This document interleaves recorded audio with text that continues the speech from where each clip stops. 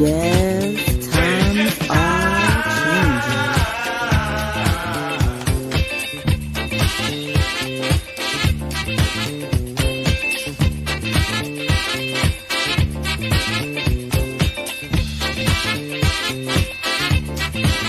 Are you embracing it?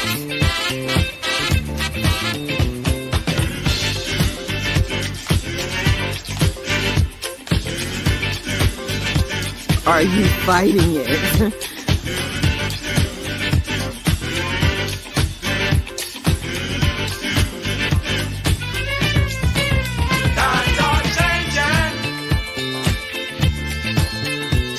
Well, let's find out.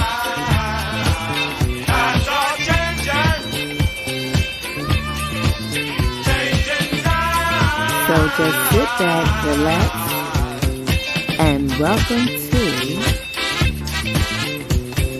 the No BS Duo Show.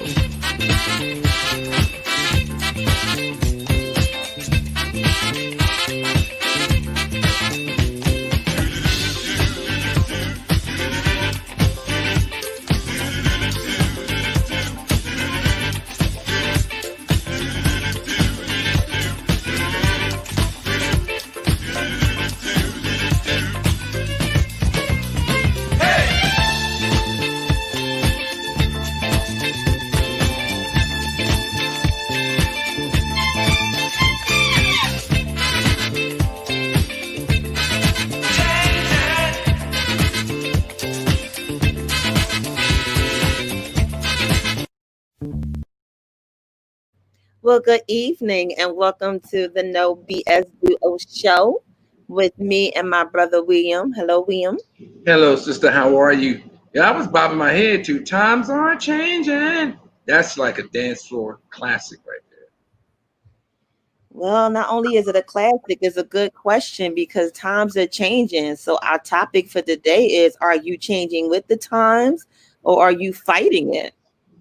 That's a good question. A lot of people, um, due to what's been happening since March with COVID and everything, they have to, what was normal, stopped.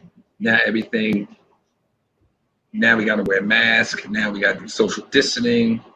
Man, a lot of things have changed since March. And that's a good question, sis. Is people embracing it or are they fighting it? Because what I see around the country with the rising numbers of coronavirus cases, especially down south, they don't look like they're embracing it. They look like they're trying to go back to the normal, the former normalcy, and I mean quick. So, no. What type of person that, yeah, no, working with the government, working with corporate, it's about numbers. But I don't, it's hard to say and to see are the numbers consistently and if they're consistently true. Okay. Because it's been to the point that, fear is what controls people. That's true. So if I fear what's going on, then that's what I'm going to go with. And I'm going to believe that there's more going on than what it is. Yes. But the problem is the new normalcy today got us confused because we don't know what to believe, what not to believe, to embrace it or to fight it. Because we don't know what we're fighting. Correct. That is so true. Yeah, it's weird. It's weird. I remember when we first started this going out, I remember you saying, are we going to see shorts and masks? And at that time, it was like, Yeah, I did say that. I don't think we're going to see that. I think it's going to be over. But then when I thought about how history's been going, it's like they've been a year, 2 years when they dealt with their situation. But then I thought about technology today, and I figured, well, maybe it might not be as bad then as it was now. But when I look at people, I think about one and two from Hat and Hat. Correct. Because, like, if I tell you not to do something, you're going to do something differently. You're going to do the opposite. That is true. So, with that being said, I'm looking at it as being predictable. And by us being predictable, is that what's causing the problems? Or maybe it's not even a problem at all. Maybe it's what they want. But to us, it's a problem. I don't know. That's a good thought right there. Um, yeah, and the comment I made was, excuse my language, booty shorts and mask. I made that joke. Um, I think, because I watch, I told you, I watch MSNBC and I watch Fox. I watch them both. And MSNBC, of course, they do their analysis, I'm sorry, of how many victims, which that's what they're called, or people, victims, whatever, have coronavirus. And I think the numbers are close to like 4 million. And they talk about Florida, Virginia, California, and all those other places. But when you turn to Fox and you look at what Fox got, they got people still on Miami Beach. They got people riding through. Everybody's still doing what they were doing. And I don't know. It just seems, I don't know. Maybe them numbers are a little bit exaggerated, because if it was that many people that have it, wouldn't a lot of people be sick? Well, it appears as though there is a lot of people that's sick. But I look at it as extermination. Mm. Mm. Because if it's that bad, why wouldn't you close the city down? And then not only that, it should make you look at who's in the authority. So I saw a post. I had one of my alumni sisters had wrote in regards to how she see things now and why she left. But then I seen somebody had wrote a response that said that's what you get for leaving the world in the hands of the liberals. Mm. And I had to tilt my head, and I was like, really? Like, you really believe that the liberals is behind this? Because there is not a liberal in that house. And he's the one that's behind all of this. Like, he's the reason why majority of this is even going on, but yet you still pointing the finger at someone else. It's a lot of that. And That's I'm what I said. looking like, how does that even make, that don't even make country sense. It just, I literally had to, ooh, and it took everything that I had in me not to say anything. Like, I just had to use my finger and scroll past. Yeah, scroll past. Because I had to do a real hard pass, because it wasn't like I didn't want to say anything. I wanted to say something and I was mad because I didn't say something. But then I felt like it would be a waste of words to say something to them. Mm-hmm. But it's not a waste of energy to do something. That's the difference. Absolutely. You can speak it all day. Your actions, what I see you doing, that's what gets me. That's the one I'm looking at. And talking about actions, I'm seeing the action of our page going on. I see our people coming on. Our cousin Kara's here, and Adrian, Miss Sapphire is in the house. Miss Yes. Hayes is in the house. And with all that being said, look, Tonight is not a lecture. I need you to understand. Tonight is not a lecture. I'm going to say it one more again. Tonight is not a lecture. We want to hear what y'all got to say. We have opened up our phone lines. You can call in and say what you have to say, or you can even come on video and say what you have to say. But tonight, I kind of want to hear what everybody else is saying, because I know at one point I was embracing it, but I seen so many people around me fighting it. Like the only thing I fought was getting complimentary masks. That was the only thing I fought. I didn't want to get anything made up. I was like, Right. nope, I'm gonna go and get me regular ones. But then I was like, well, look, I gotta wear it. I might as well be fashionable. Right. But I didn't want to do that. That was the only thing I fought against. But other than the fact that God already knew that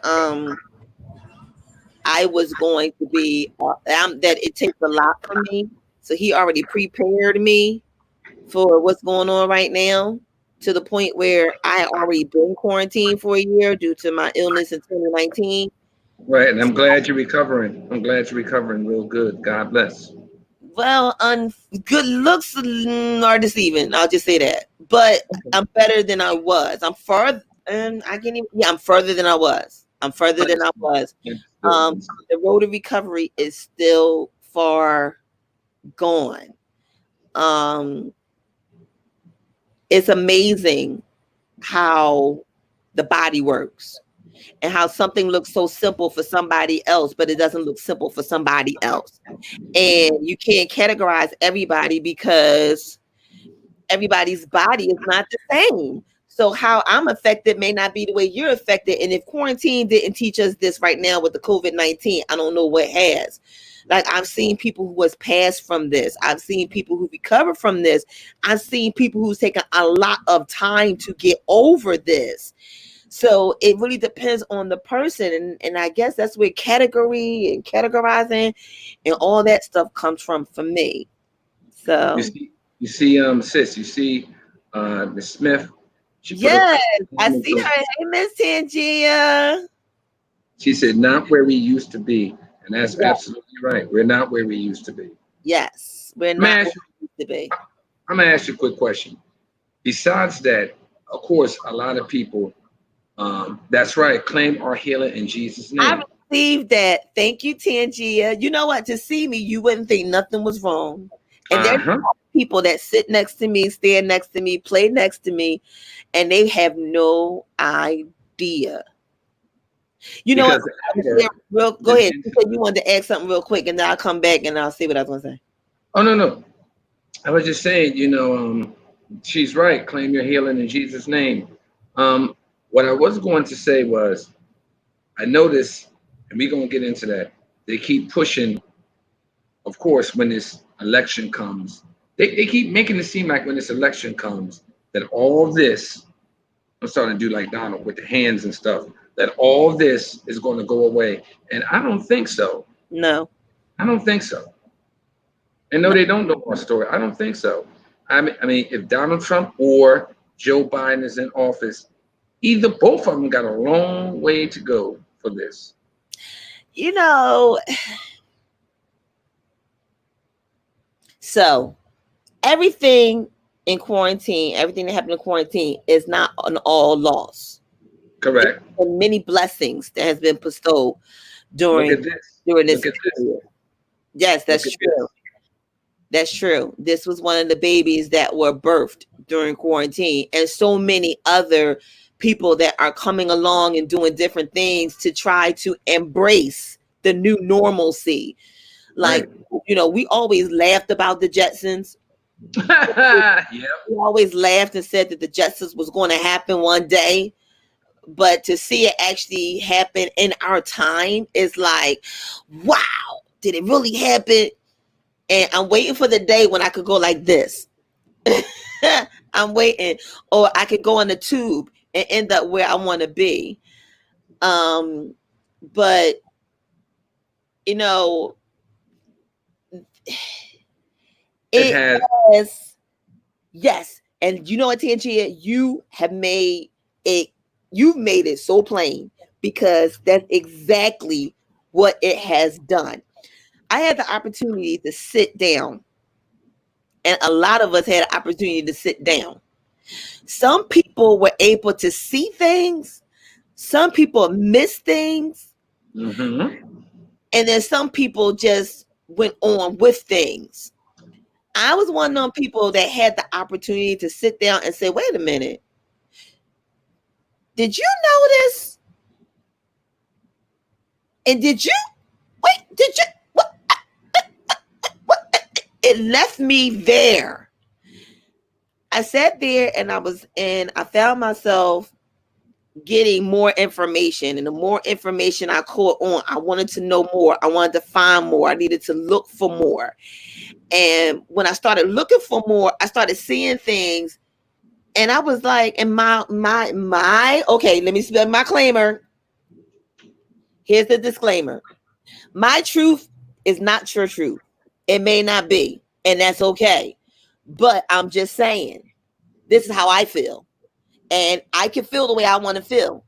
And I can We say all, what I want to say, yeah. and you can believe what you want to say. But I'm not trying to push my truth on you. Now, my truth may make you stop and think and go, you know what? She might be right. That may very well happen, which I'm going to now. Did y'all ever notice that the White House looked like Master's house? It was built by us. No, Didn't you no, know no, that? no. It was built by us. But Yes, it look at was. it. But look at it. Do you notice that it looks like Master's house? Yeah, down south. Yep.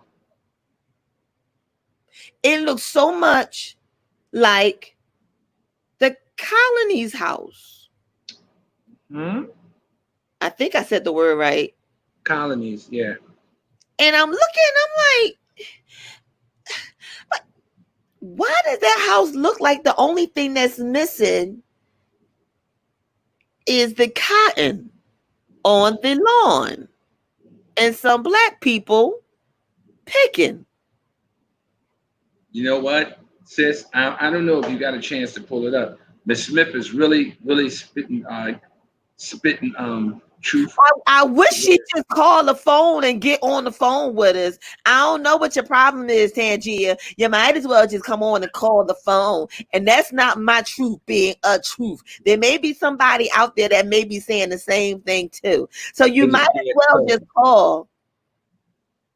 You know what? I don't know if you didn't. I didn't. I pulled it up a long time ago, but you brought up something about the White House.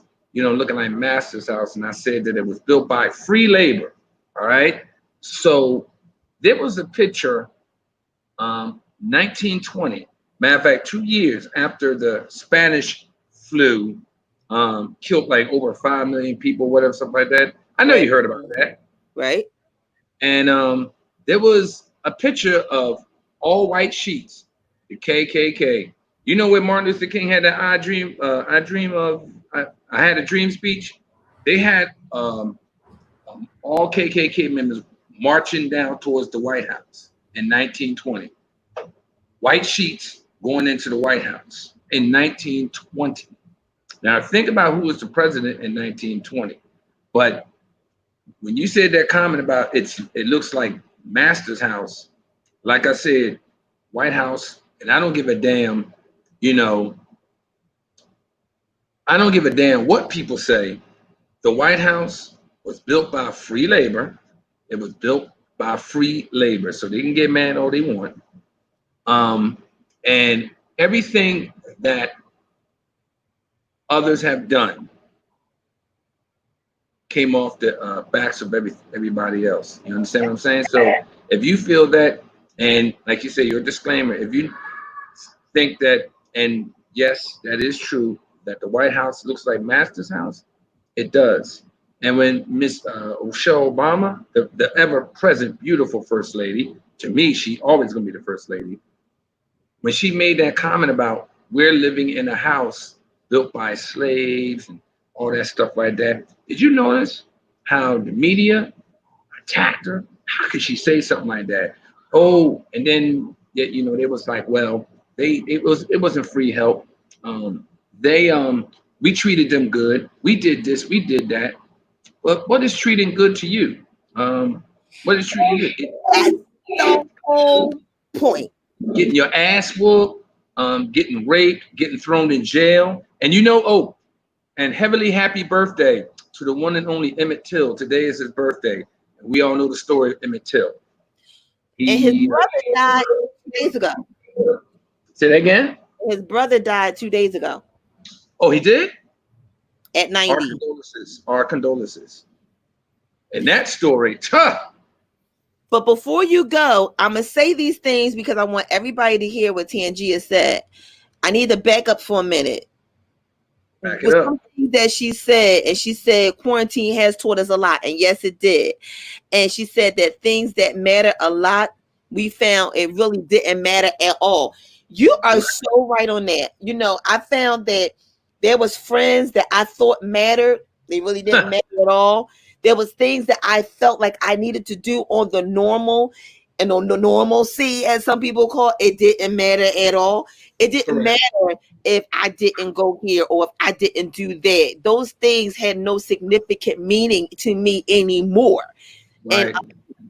so, you know, I agree with you there. Will, would you say anything to her in regards to that? Yes. Miss Tangia Smith, everything she said is absolutely correct. And Things that meant a lot really didn't have any value at all. And that's like going to the malls. You gotta do this. You gotta do that. And when you with COVID, everything that has happened, you realize that all that stuff that you thought you needed really didn't matter at all. It didn't. and then she said that she learns to walk in her truth and try to encourage someone. You know,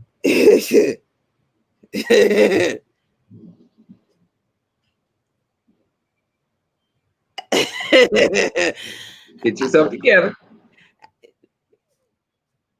and that's when you get in trouble.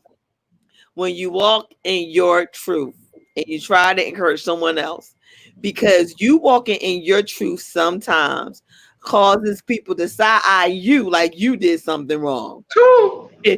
And it makes you forget and understand that, look, that's my truth. You know, and I believe, and when you come off to that, it's a matter of respect. It's my Yes. truth. I try to encourage you. You can treat it like a smorgasbord. If you want it, take it. If you don't, move with it. But don't waste my time with it. Don't hold me up with it. If that's not where you're going and that's not where your intentions, and you're just using me as a placeholder for the moment, let me go, because somebody else may can appreciate what you're holding back from. And they could be just waiting because of your truth versus my truth, and me encouraging someone else and encouraging you. If you don't want to move. Okay. I did what I did. Okay. Go ahead. And yes, church is coming in here. Take my feet, wipe the sand off, and move on. So yes. Yeah. And then so now we're going to school you. So this is what you do. If you want to call into the show, all you have to do is call the number that's on the bottom of the screen. The 646. 646 Mm-hmm. 876 9923. And the code is 821-4931-805. So what you do is you just write that down, write it on the side, however, and you can call in. Or if you have Zoom, if you already have a Zoom app, you can just go ahead and pop that code number in there, and we can bring you on. You can have the option if you want to speak, or if you can speak regardless, or you can listen on that side, or you can pop your video on and we can talk to you from that side. If you actually want to come onto the platform with me, and will let us know, we'll give you the link to come right on and sit right on the platform with us, because you know it's just not us that is feeling the effects of what's going on. We may all be totally in agreement, but we may be in agreement and it's affecting us differently. Right, right, right. And you know, so that's how you get on the line. All right, so I'm outside and these mosquitoes are trying to get me, but I got my baby oil and I got my menthol, so they like really mad. I see you got your umbrella in the back too. Test. If I can't make it, I might as well make my scene look like I did. So I'm sitting like I'm on some exclusive island or something, or some resort, and I'm sitting outside at the resorts. You know what I'm Pretend. thinking about? I'm thinking about this whole topic and what we're talking about. I wonder. I just wonder what Atlantic City looks like right now. Heard it's not that crowded. Well, I could tell you what Wildwood looked like. Wildwood was a beast. For real? They was looking at us like we was crazy. And I'm looking at them like, y'all crazy. You walking around here, you ain't got not one near mask on, but you looking at me with my mask on. But you still not giving me numbers that says y'all are not being attacked anymore. But I don't know. Sometimes people are so distracted, they don't hear everything and they don't see everything, which makes me laugh because of the mere fact of it wasn't supposed to be our disease. Now it's No. our disease, and kids wasn't supposed to be affected. Now kids are affected. Hey, boo. So if our kids is affected now, and it's all these different strands, it seems to me as though you throwing this stuff out. So now it can affect these certain people. That's why I said earlier about extinction. Because it's like, all right, it's not getting to them. So now it should get to them. Okay, now it's not getting to them, but now it should get to them. And then they had a nerve to say, they're going to start baseball season up and they're going to be tested every 2 days. So that means you're going to get something stuck up your nose every 2 days to make sure that you're not infected and you're going to play a game. Every 2 days, you're going to get something stuck up in your nose. But then they want to send our kids back to school. Yeah. I'm gonna tell you something. My partner is not fit. She told me I'm not feeling that. She told me I am not feeling that at all. And yesterday they sent her an email saying that from August 31st to September 11th, that our son, your nephew, was going to be homeschooled. After September 11th, well, that's when they're going to start putting things in groups. So I know my stepdaughter in PA, they already got it down for 3 days, 3-2. And then they're going to switch it 3-2, 2-3. Uh, they, they, they really don't know what the heck they're doing. But that's what's supposed to be happening in New Jersey um, after September 11th. Now, like I said, it's going to be a lot of parents that is not going to send their child to school. Um, they're just not going to do it. But also, you got a president that said, well, I'm sorry, his secretary for education, the voice, whatever her name is, that if they don't open schools, that they are not going to give the schools any money. Ain't that crazy? But my No thing, money. how can you do that? That, like, how are you going to sit there and say that we're supposed to make it through this without any accommodations? That doesn't even make country sense. Like, No, it don't. really, like this, it don't make sense. It it really don't make sense. Get eaten up. They're eating, they're attacking you. No, they're trying to get me, and they coming up on me, but they can't land on me because if anybody know anything about baby oil and mosquitoes, they don't like the oil.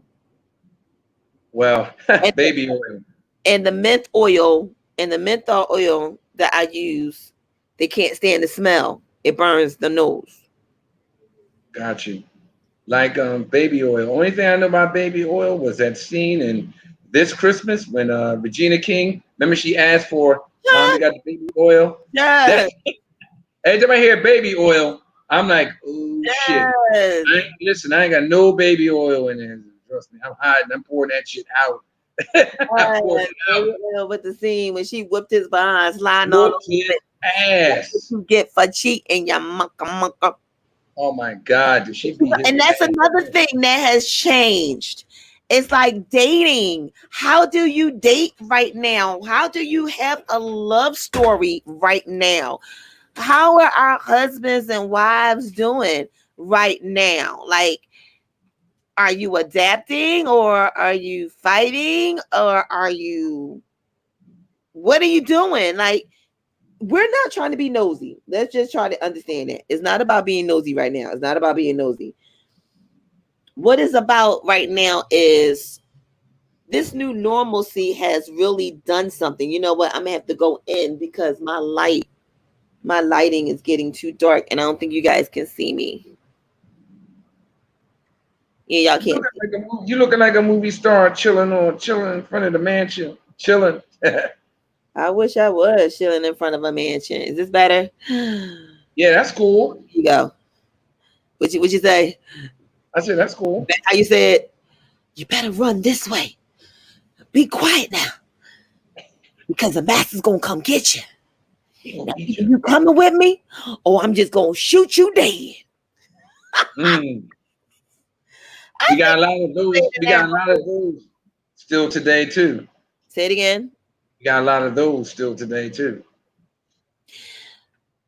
So I just got some news that my aunt just found out that in Philly it was a young lady that was shot in the head.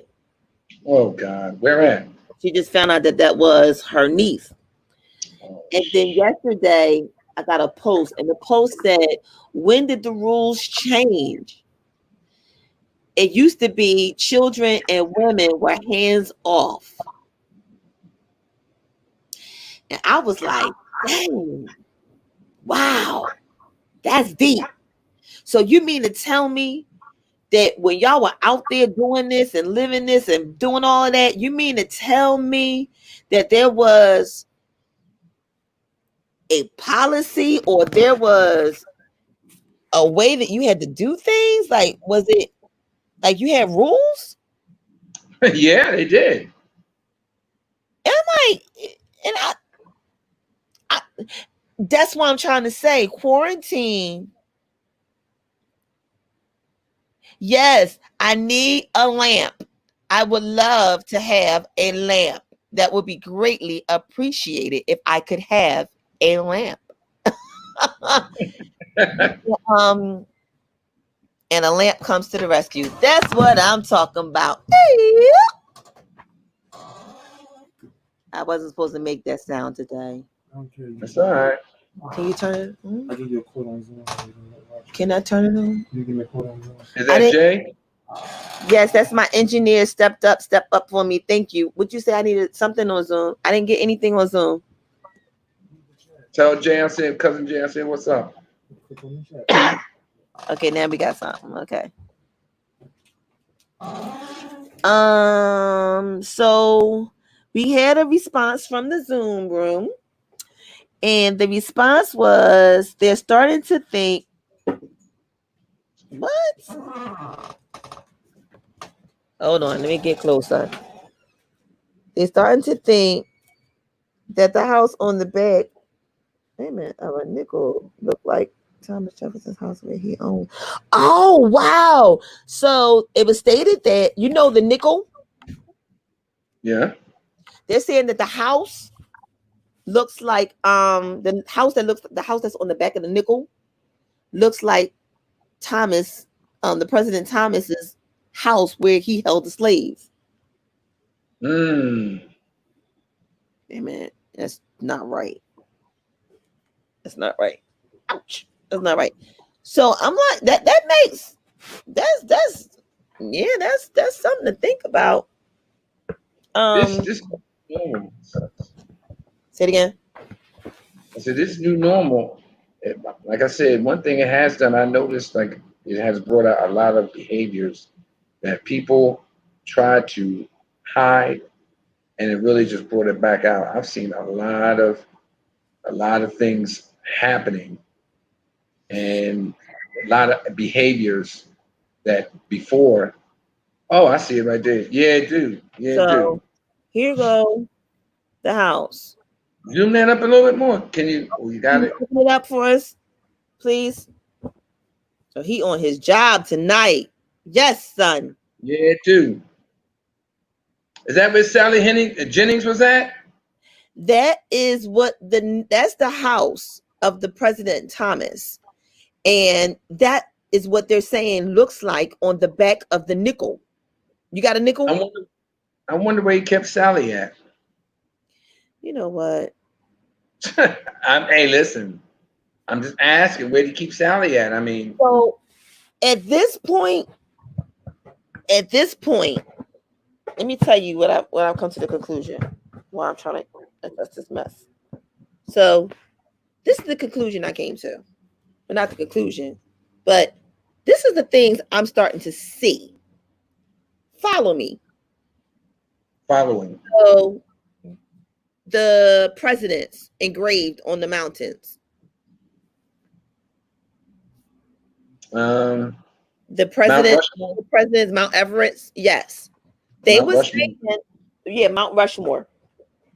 That used to be the elephant something, but it was a. But if you look at it, it used to be a land where the Indians had their information, Mm-hmm. or there that was a landmark for the Indians. Mm-hmm. Carved it off and put their thing there. Mm-hmm. So We about ready. You know what? wait People a are minute. like jumping in. It Bernard McClure, everybody's jumping in. I noticed. I mean, as we talking, people are like jumping in. was. I see. Hey, Jack. Shine Pony, Bernard McClare. Oh, but Mr. Just to let you know, Bernard McClare, he has a talk show out in New York. He does it every Monday, so he's kind of well known. Tell him to come He's on supporting in. us. Tell him to come on in and sit with us and talk. You heard that, Mr. McClare? Mr. McClare, I'm opening up the door to you. Come on in and sit in the house with the family and have a chat with us. And you know who Jack Smith is. Jack is from the group, the Legends. They're coming on Tuesday night. They got a whole showcase. I mean, wait till Yes. y'all see this showcase. Like, I'm so excited. Like Tuesday night, I'm I trying. want everybody I They, want everybody to know. All you have, well, you know what? Forget that. I want everybody to know that if you saw our interview we did with the legends and how they respect and honor music, and if you liked it, which that was very good. That was a very good interview, sis. If you liked our interview, wait to Tuesday night, and I'll put it out there for everybody. Nights like this, because we can't go to the Dell. We can't go to that place in South Philly. We can't even see WWE. But nights like this, Tuesday nights, I don't care what you're doing. Get your drink. If you in your car, if you walking in the house, get your iPhone, get your computer, tune into the No BS Duo show. Nights like this, and the Legends is going to be on, and they're going to tear it up. I'll not, be at work. I'm definitely in the house for that. not only are they going to tear it up, but y'all just watch. It's going to be a surprise what's going to happen. And that's another statement on, are you embracing it or are you fighting it? Because they're entertainers. They're the Yes, legends. They're the tribute to the legends. And they're yes. used to being on the road. They're used to performing in front of audiences. They're used to performing. You can't perform now. This is how you have to perform right You know what? Before we came on tonight, I was waiting. You know, everything was set up. I was looking on my Facebook, and somebody put they was doing a live video, and down in Georgia right now they are having a drive-in concert. I lie to you not, a drive-in concert. So there's a performer on stage singing, and people are driving up in their cars down in the state of Georgia looking at a concert. Well, I don't know if some of y'all are familiar with Philly's Crab Tavern and Miss Pamela, and they would have their open mic. Well, she had an open porch, Oh and snap! they performed on their porch, and people came and sat around on the block and listened to them have open mic from the porch. Mm. That's, are you embracing it? Now, this is one embracement that I had to literally go, now you know what? You went a little bit too far. So on 52nd Street. Our favorite street. I really think this was such a disgrace. I really do. Um, because that was the Malcolm X Park. Oh, And, Southwest? Okay. yep, and all the places that you could have did it. It was such a disgrace. So again, my truth, y'all do what y'all do. I'm just saying, and then what you did, I just have a thing about how we make ourselves look as women today. Uh-oh. Here it come. And Here it come. to me, it's just some things I joke about, and it's some things that I will do in confession, not in the privacy of my own home. But again, I'll say confession not in the privacy of my own home. So I'm not Right. confessing that this is what I do or not, but I will say this.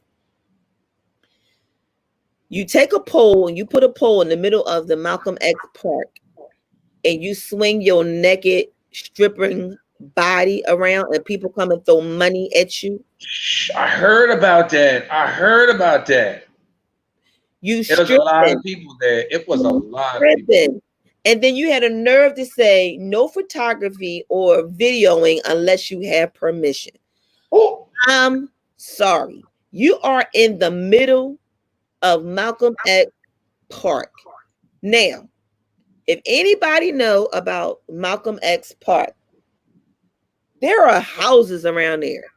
yes, it is. So Older people live around there. some houses you got older people and you got younger people and you have them people. And them people, I'm talking about them little children. Yes. So you mean to tell me that child was in their window watching somebody's mama, auntie, sister, cousin swing her stripping naked body, whether she was half dressed or whatever, on a pole to make money? I understand we're in a situation and we're in a pandemic and we are trying to do what we can do to make money. And I understand that's your profession. Could you have done something better than that? I'm gonna I'm throw some. just asking, could you have really done something better than that? Could you have exclusively took that into Fairmount Park somewhere where nobody else could see y'all at an exclusive location? But you did this in the middle of 52nd Street and you did polling. You pole dance. Now, I make jokes all day about me pole dancing. I do, because I need the money. And majority of it, some of the money is real, some of the money is not real. Again, but I know too many people, and my sons, I don't want them, their friends, to have my picture posted on their wall. And they be like, yo, that's your mom. No, we not having that American Pie situation where you know who did who mom and yeah, Mrs. Yeah, that's not gonna be me. Sorry. If that's your life, that's your life. That's what you do. But where was the decency? And then you get mad when they call us bitches and hoes. You get mad. Why do you put yourself in a position to be picked out on? That's all I want to know. Because the first thing they're going to say is, look at him. Look at him. Just look at him. And you know You they know, were supposed to do something so they can say, look at him. Now, I know we ain't the only ones doing it. I know we not. and I'm gonna tell you about that in a second. But they gonna put us out there before they put them out there. So why do we continue to put ourselves out there like that? Like, is that the way you embrace it, by going out publicly in the public eye and just say where something that used to be a private place closed off with security and now you out broad daylight and Malcolm X in front of everybody? I'm just saying.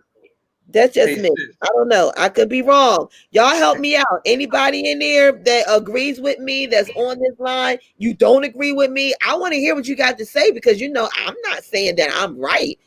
But what I am saying is that just wasn't right. That wasn't right. That wasn't sis, right.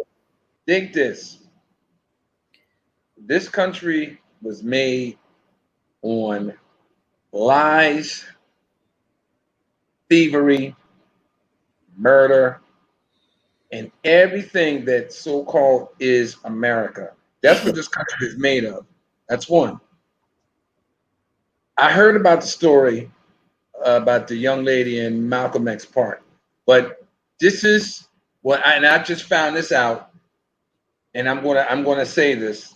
I found this out Tuesday. Was it Tuesday? It's a guy. I mean, you know, I work up in Philly, my part-time job, and one of the housekeepers, his name is M. Okay, I'm gonna say it like that. Cool guy, you know. He said, "Yo, Frazier, they got any things going on in Jersey? Things is like after hour spots." I said, I don't know. I said, dog, I don't know. And he's like, well, you live in Camden. Them niggas got things over there. I said, I don't know. It's not like I'm knocking on doors like, hello, hi. Y'all have anything going on today? Hi, you have anything going on today? A, B, C, D, F, and G. So he said, he showed me a flyer, and I should have took a picture of it. He said, yo, every Friday, Thursday and Friday, around 11 o'clock at Jerry's Corner. Yes, Jerry's Corner. And you know Jerry's Corner has a club in there, a strip place, right? Purple Orchid. Yep. So around 11 o'clock for about an hour. Excuse me, don't ask me why I know the name, but keep going. I'm gonna tell you a funny story about that. From 11 o'clock to 12, the dancers will come out into your car and give you for an hour your own dance. He showed me the flyer. I thought it was BS. And he said, yeah, man. He said, yo. I said, you know what? If I was single, the curiosity would make me go there. The curiosity would not make me go there. And even if that was my profession, that I wanted to even attempt to try to do as a regards of that, no, They because wear mask. They got the mask on. They got the mask on. Yes. On, and I'm supposed to dance for you in the car. Yep. So I might as well go back to doing it in the park after dark for 1 hour. I might as well go ahead and give it up in the back seat. That's what's happening. For 1 hour. I mean, can we keep it real? Can we be honest? If I'm getting in your car and I'm half dressed, I ain't getting no lap dance. What you think I'm getting? I'm going to sit on a pole. It ain't going to be the pole that's going to be inside. It's going to be a pole on the inside. Just saying. Sis, so, it blew my mind. And what gets me is we all know how South Philly is. So we all know what the primary ethnic group is around there. Again, I'm going to say, if I get in your car and I'm half dressed, what you think going to happen? Huh. I'm sitting on a pole, but it ain't that type of pole because you can't put that pole in the car. You can put a pole in the car. Well, it's a pole in the car. There's a pole. You're putting that pole in the car, but you're not putting the other pole in the car.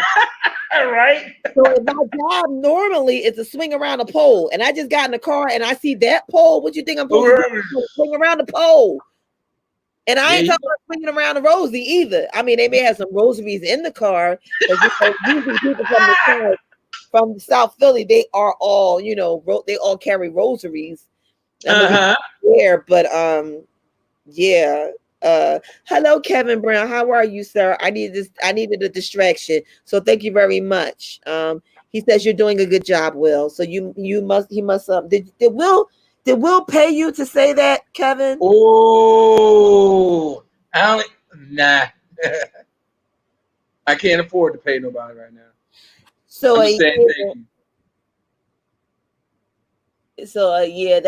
that's what's going. It again. Are you embracing it or are you fighting it? And yes, I see that they have embraced it, but are you? And so I guess the question now is: are you embracing it gracefully? Gracefully, like you mean understanding the situation. I what's mean, going we on. are so quick to go back to what was normal. But my question is it worth the normalcy? Because I don't want to go back to the normalcy now because I see things that 2020 gave me vision for. That wasn't 2020 vision I was expecting. But 2020 let me know that there's some stuff that's due me, that's owed me that I need to go get. Because here you then landed stuff, and I'm starting to see that I always said it. Slavery really never went nowhere. We just changed the occupation in the name of it. Yes, we did. Because when I think about operations and call centers, they just moved it into the fact from the factory into a corporate business. That's my opinion. I can say that. Sis, you know what? Me and you had long talks about how I had, I work, I came from the corporate world. And one thing I've seen in the corporate world, I've seen, and you know what, if I talk about that, and you've been in the corporate world as yourself, if I sit and I actually talk about it, we would be here for 3 days, 4 nights, and 2 day and 24 hours. I've seen a lot of stuff in the corporate world, some good, a lot of bad, and how their mindset, especially right now with what's going on with COVID, there's a lot of people behind the scenes making a lot of money. Do you know how much it costs to just do one of those testings and stuff like that? I don't have the accurate figures, but a friend of mine had talked to me, and she had told me that when they test you, that's I think it's like 1,000 or 2,000. It depends on if you got insurance and all that stuff like that. There are a lot of people in these boardrooms making a lot of money off of COVID. They're making a lot of money off this. And we're sitting here and we're not understanding that all this is a game. This is a game. But That's what I unfortunately, said at the very beginning. What it looks like doesn't match what they're saying. It just doesn't. It doesn't. Because think about it. And we did the math before. The first time you killed off all the old people, and then you gave us a stipend that you created last year. But we wasn't yes. smart enough to know that. What 2020 did was uncover our eyes to say, all right, I'm going to show you something, but now that you see it, what you going to do about it?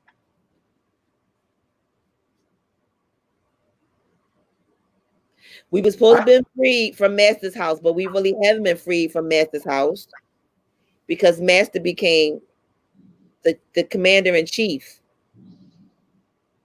sis, do you I know you don't you drive every day, but you don't catch the Market Frankfurt L. You don't catch the Scepter, do you? No. Sis, every night I take Scepter, I'm leaving, to come home and stuff like that to Jersey. And I noticed down 13th Street, 15th Street, all through the Market Frankfurt L, 33rd Street, 34th, et cetera, et cetera. They there are a lot of people that is addicted, and you know what I mean by that. Yep. Not in the subways. They are people that if you go down in a parkway right now Yep. near 21st, there's a whole tent Yep. of people right down there right now. And it's like even City Hall, even though they lock it up, City Hall, they got homeless people all around. And it's crazy. You know what I mean? Homeless people out in subways, homeless people out in the street. I mean, when I ride, and me and my wife ride down to 676, coming here, even in Jersey, it's before you turn, there's like a little strip. where homeless people are at. And I'm gonna tell you something.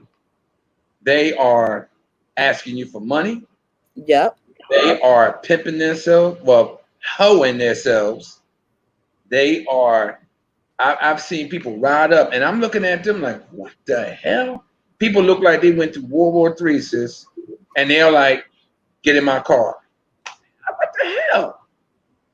So that's the problem over here, because that was what the person had pointed out.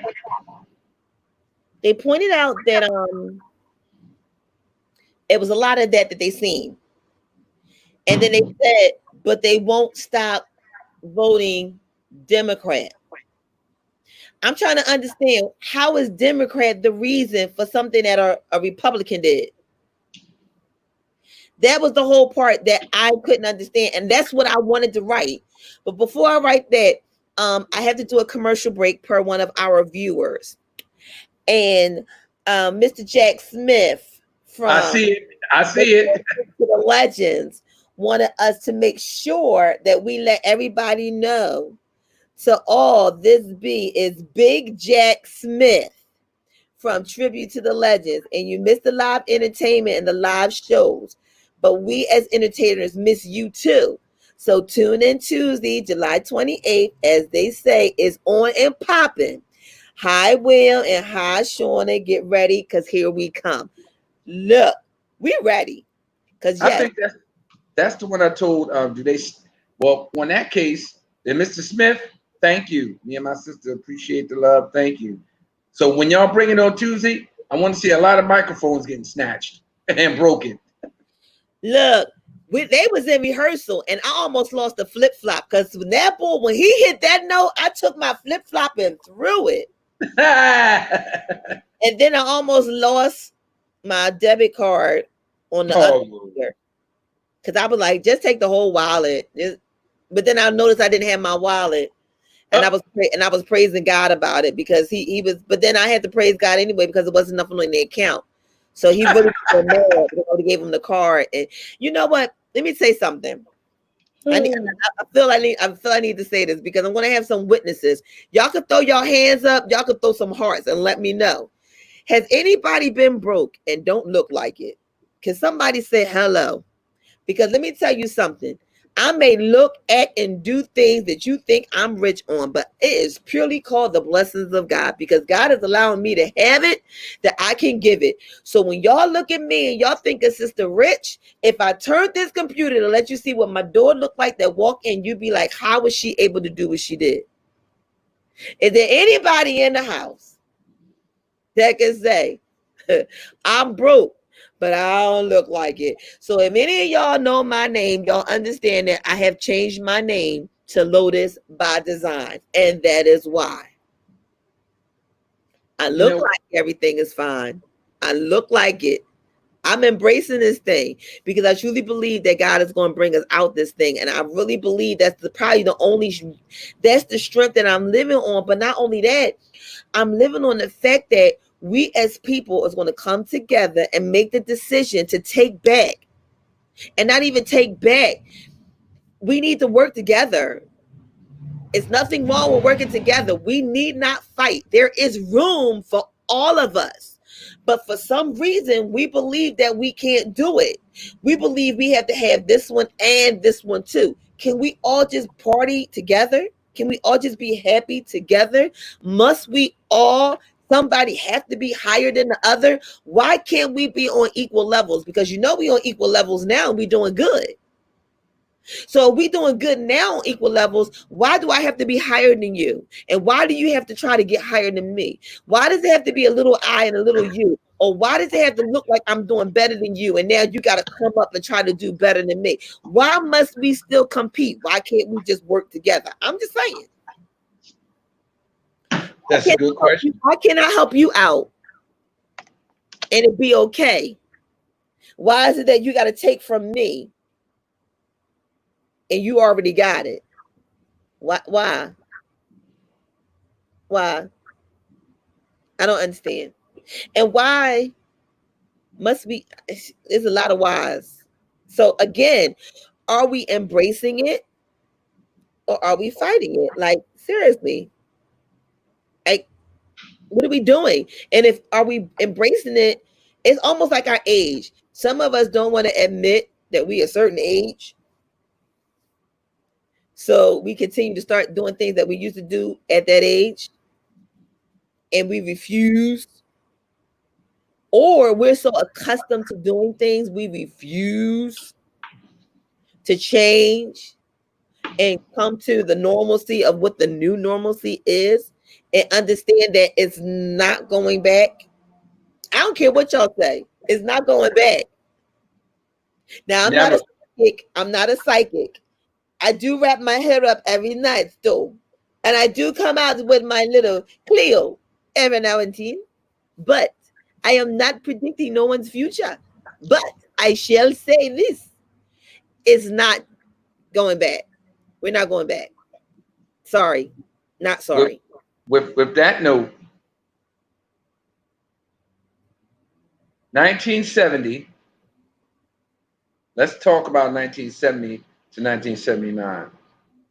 The beginning of 1970 was the Vietnam War, heroin epidemic, liberation, disco, and all that stuff.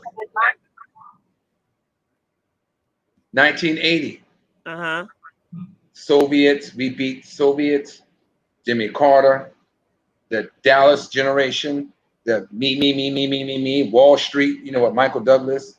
It was all about getting that money from 1980 to 1989, the Berlin Wall. From 1990, from 1999, it was, of course, Bill Clinton and George Bush, Rodney King. It was about we all trying to be together as one, but we all was divided. 2000, the new millennium, from 2000 to 2009, we're trying to we're trying to figure out as we go how the new millennium we have to adapt to the rules of this new millennium. Well, So talking about a new millennium, can I cut you off for just a minute? go ahead, go ahead. We got a new millennium, and she's on the phone, and she got something to say. Is it Miss Reese Hall? No, it's not. Hello, caller. Hello, my name is Naya. I'm not a millennium. I'm a Gen Z. We are totally different. I feel like my Gen Z generation is getting things done. Not to offend any of you guys, but I feel like beyond the millennium, our people, our Black people as a community, I feel like we do a lot of complaining, a lot of talking about what we want to happen, what we need to do, but no one actually does anything. Y'all just victimize yourselves, and no one tries to help themselves.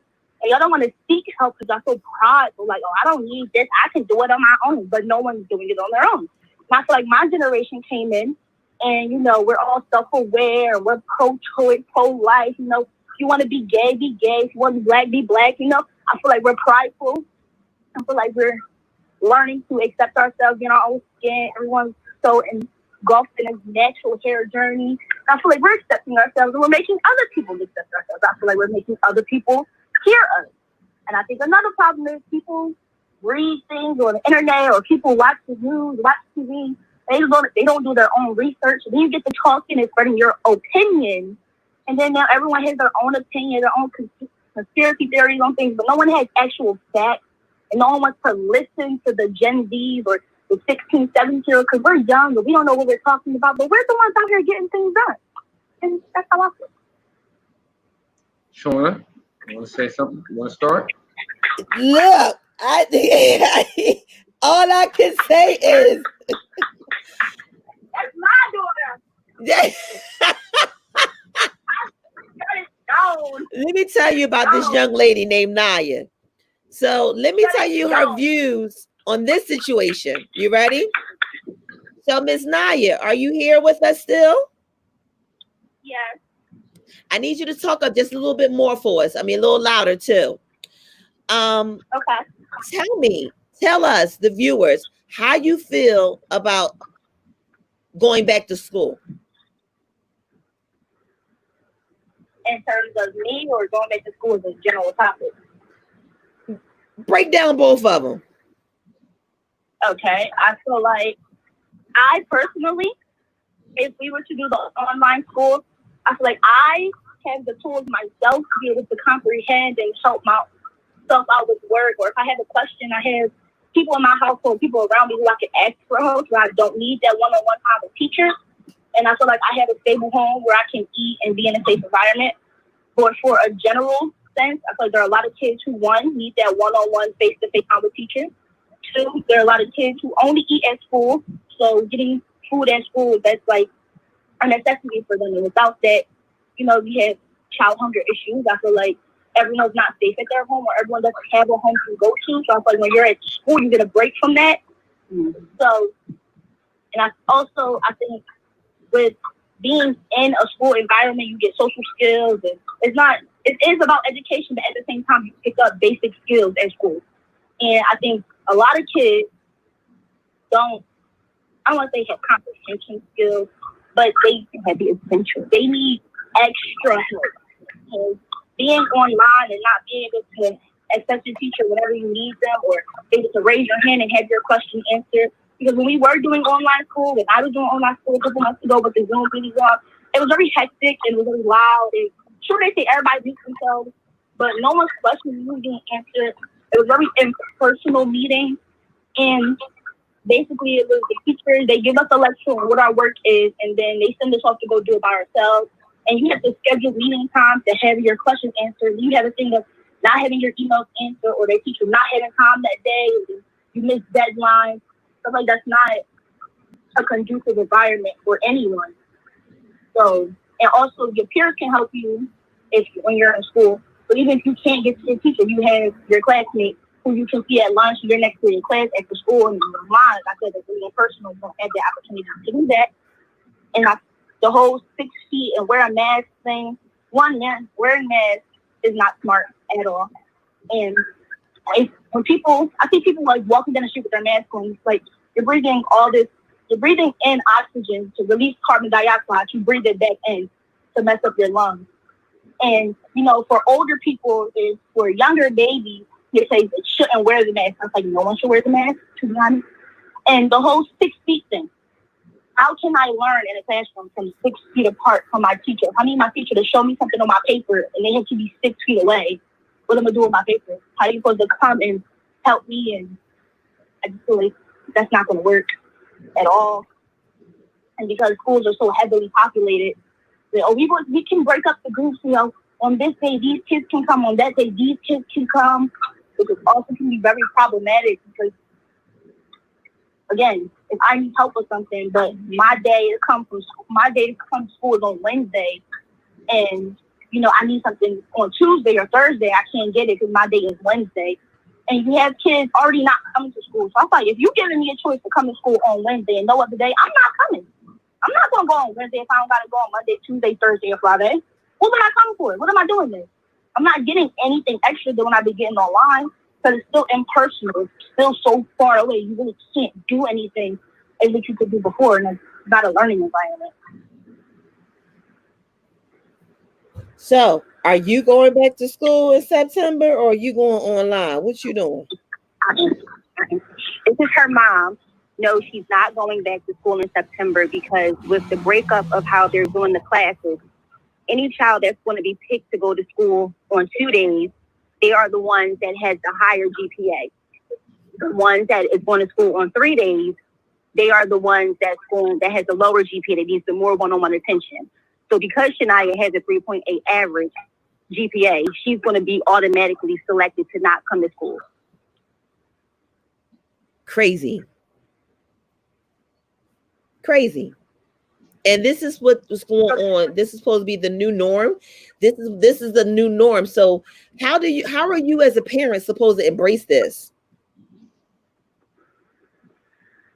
Well, you really don't have a choice to embrace it, because a lot of the schools, your school is either going to get the funding they need to properly clean the school. First of all, we're not even talking about education part. We're just talking about cleaning the school, taking temperatures, making sure they have the sanitizer they need to clean the building for the students to come in. They're supposed to do the desk. So I don't know how that's going to happen while the kids are changing classes, as well as lunchtime. How are you going to set up the cafeteria?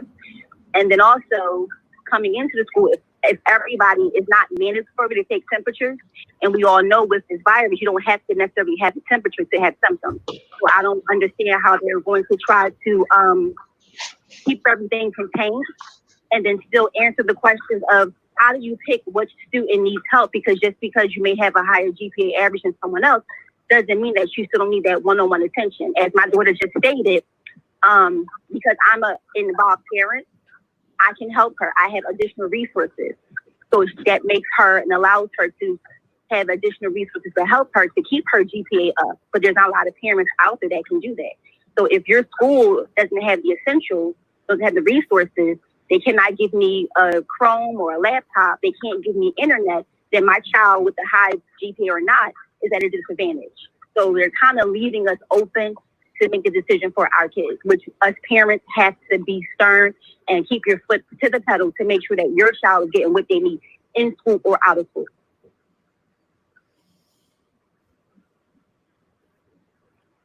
Will?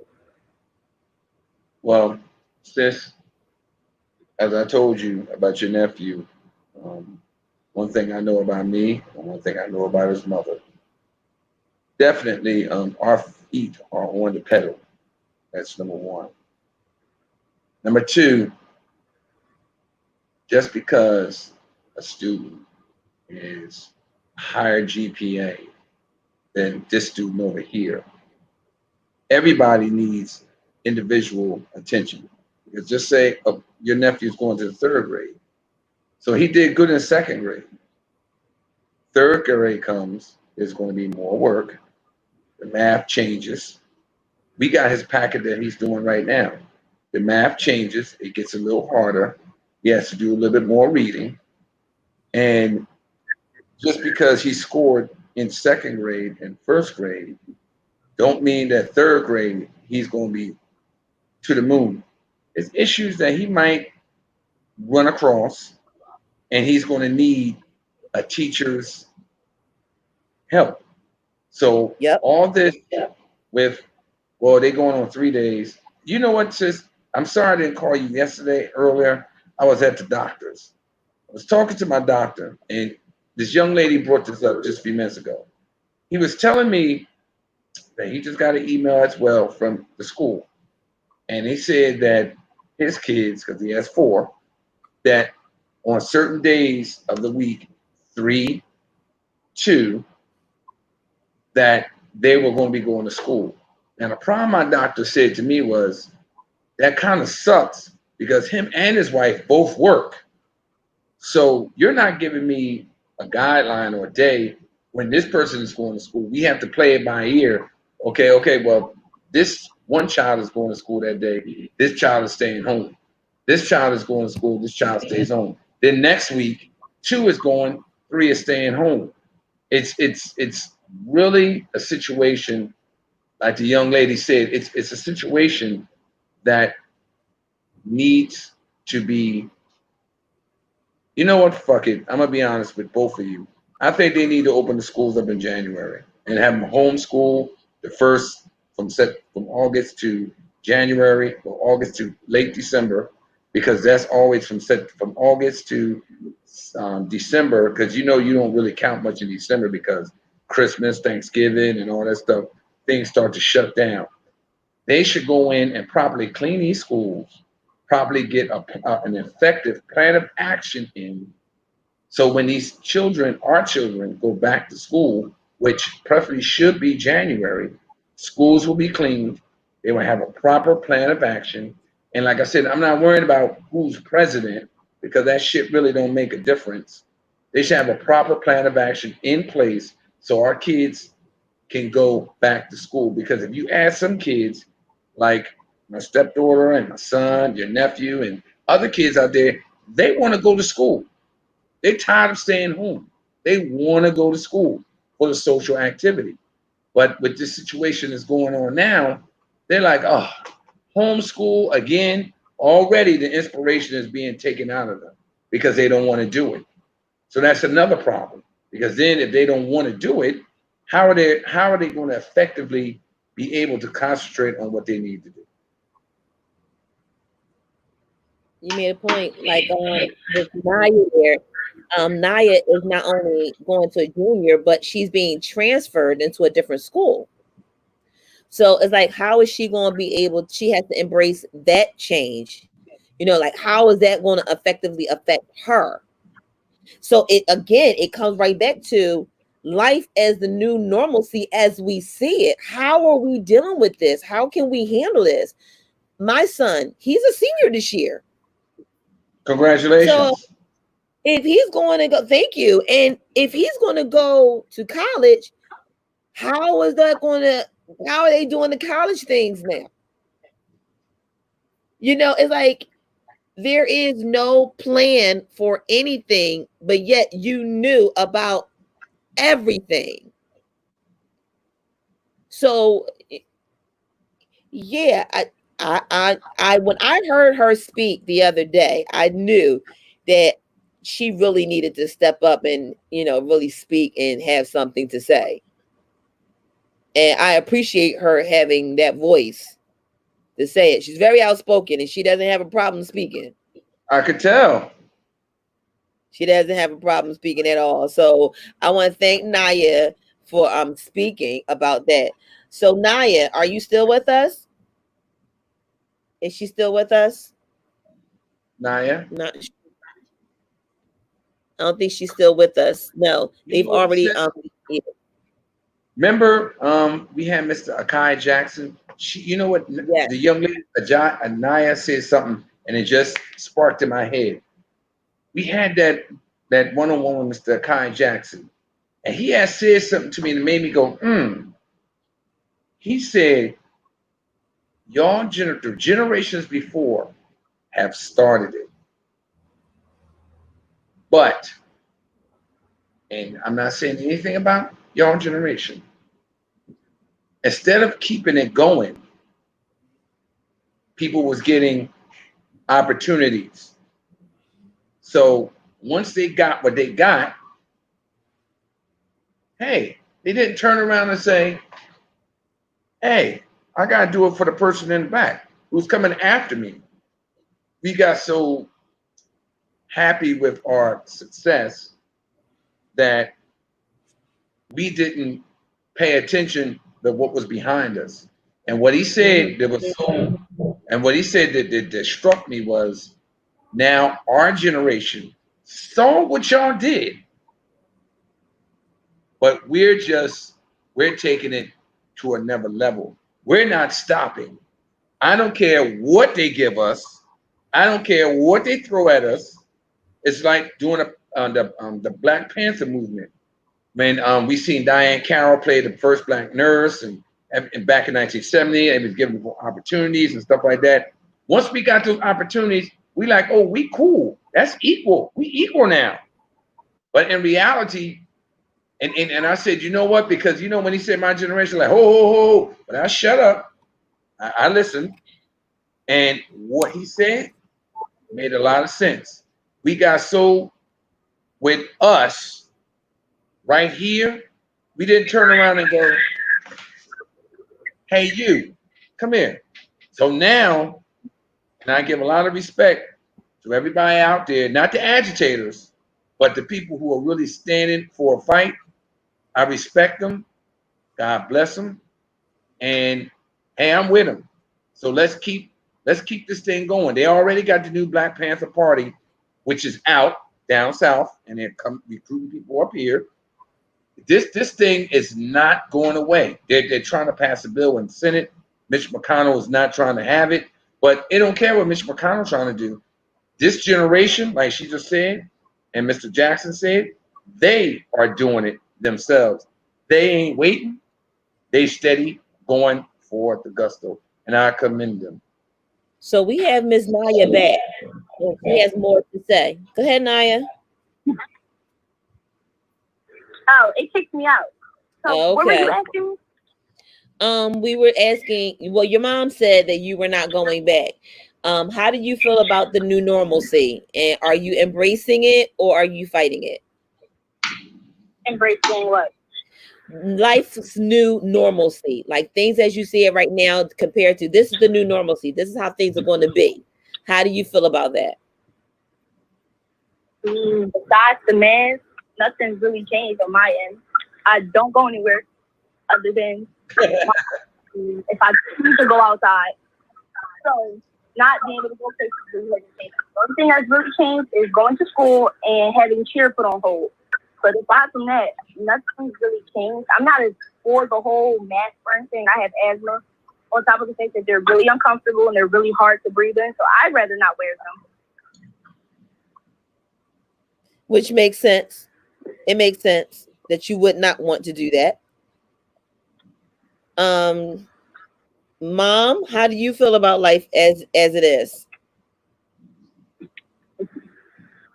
For the same, I'm still working my regular 9 to 5. My job has taken all the necessary precautions to keep us safe, so that has not changed for me. The only thing that I miss, you do miss the interaction of going out and being able to socialize with people you don't see every day.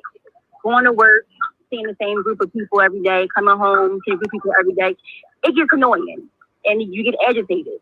So being able to go to the bar for a couple hours and get something to drink, or being able to go to a nice restaurant, get something to eat, or being able to just take your own walk leisure and just be at peace for a moment. You really can't do that with everybody being around you and the social distancing. And anytime you cough, everybody's nervous and it's hot outside. So you got this hot mask on, you're in a hot car.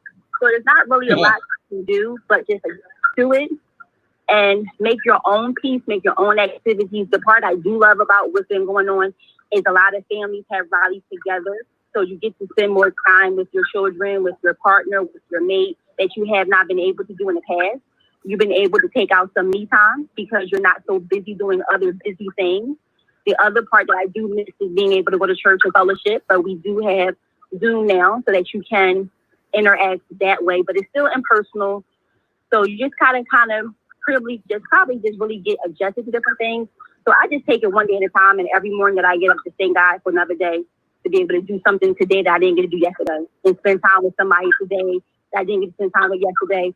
Get on somebody's nerves today that I wasn't able to get on nerves yesterday. Just do what I do every day. It's ironic that you speak about that because we just lost 2 people this week. 2 friends of mine. I lost them back to back, and they were buddies. And what shook me was he was planning to celebrate his birthday. He had his birthday on Wednesday. He turned 50, and Sunday was supposed to be the big birthday party, all white party. Couldn't get in unless you had on all white. No exceptions. He never made it to that party. He went to another white party. He went to heaven. That shook my inner core. And it made me look at life a whole lot differently because so many times we sit and we plan on life and we sit and we say we have time. I have time to do this. I have time to do that. Well, I'll just do it tomorrow.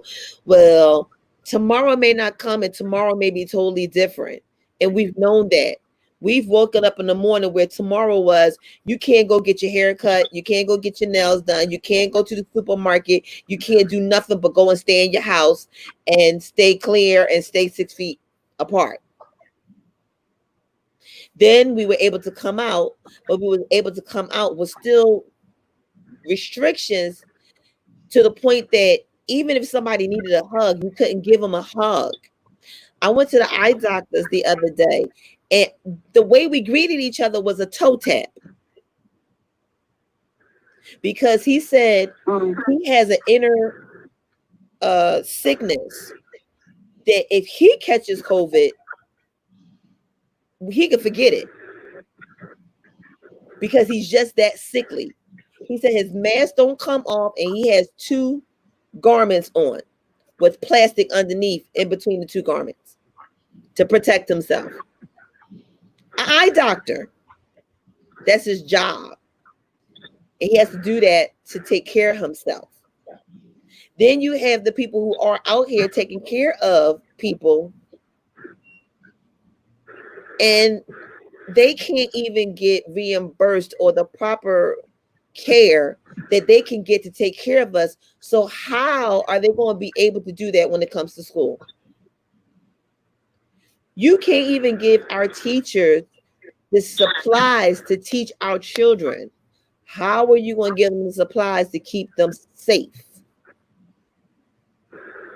Well, you already see the school district has already showed us that they do have the supplies, because this was supposed to be a situation that no one had control over. But you see how they was able to give every student that needed a laptop. And you see how they were able to get free Comcast. And where if I can't get Comcast on my own, but if I just mention it because it's a new norm, I was able to get a discount on cable and get a discount on internet. 57. So it's funny how 57. No, that's further down. This is 67. I'm sorry, go ahead. So it's funny how, we had all these schools closing because we had so much mold in the schools, and the schools were so old.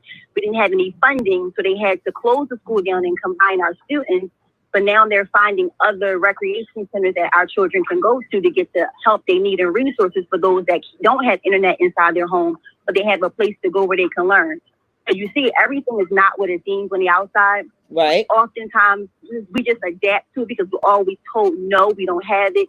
And no one speaks up and no one fights to say, well, you do have it. Nobody challenges anybody to force them to have it. So now it's funny how we have it. It's funny how they talked about we didn't have any money in the system, but everybody that could get a stimulus, that qualified for a stimulus, got a stimulus. Even people that's been deceased for years got a stimulus check. Mm. And you see how that wasn't even brought to the light. If you knew, you knew.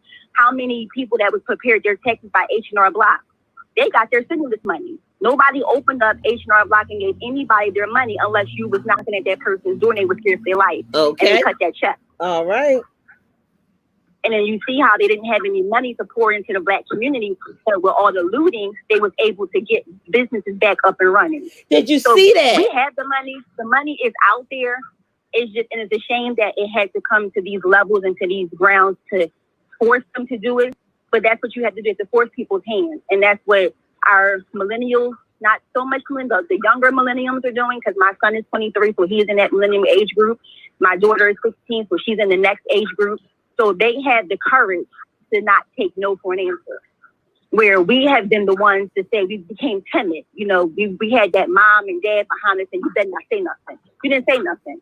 Where my kids, they know if they have a point, I'm going to push that point for them. And I dare anybody to step to my children for it. Don't come from my children. Don't come from my daughter or my son, because they got a mom right there behind them. And I got another thing right behind me that's going to push me. So that's what our community needs in general as a whole, to help. Even if we don't look alike, we don't sound alike, still help your brother and sister. That's right. You may have the resources in Jersey that we don't have in Philly. Okay, help me out. I may have the resources in Delaware that you don't have in Philly. Okay, help me out. And don't be afraid to ask for help. And just because you gave somebody something, don't make you bigger than them or better than them, and shut your mouth. Don't go telling everybody, oh, I gave them that because of, you gave them because you had it and you wanted to. If it wasn't genuine, then don't do it. That's right. That's right. If you're going to be a vessel for somebody, be a vessel. You don't need to go outside and say, hey, I was a vessel for them and take a picture. This is what I did for them. But then what did you do it for? Did you do it for show? Or did you do it for the kindness of your heart? Which one was it? But like you said, but then it also come back to let you know we need to help each other. No, don't be afraid to ask, but then stop being so to the point of don't want to help, because you helping, you get a double blessing. God blesses you for not only helping, but for the fact that you followed the direction to help. 7 times fold. Right. Mm-hmm.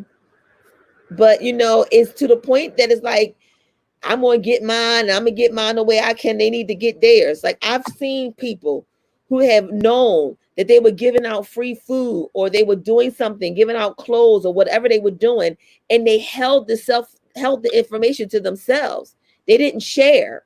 And the only reason why they shared was because they had to say, this is what I did.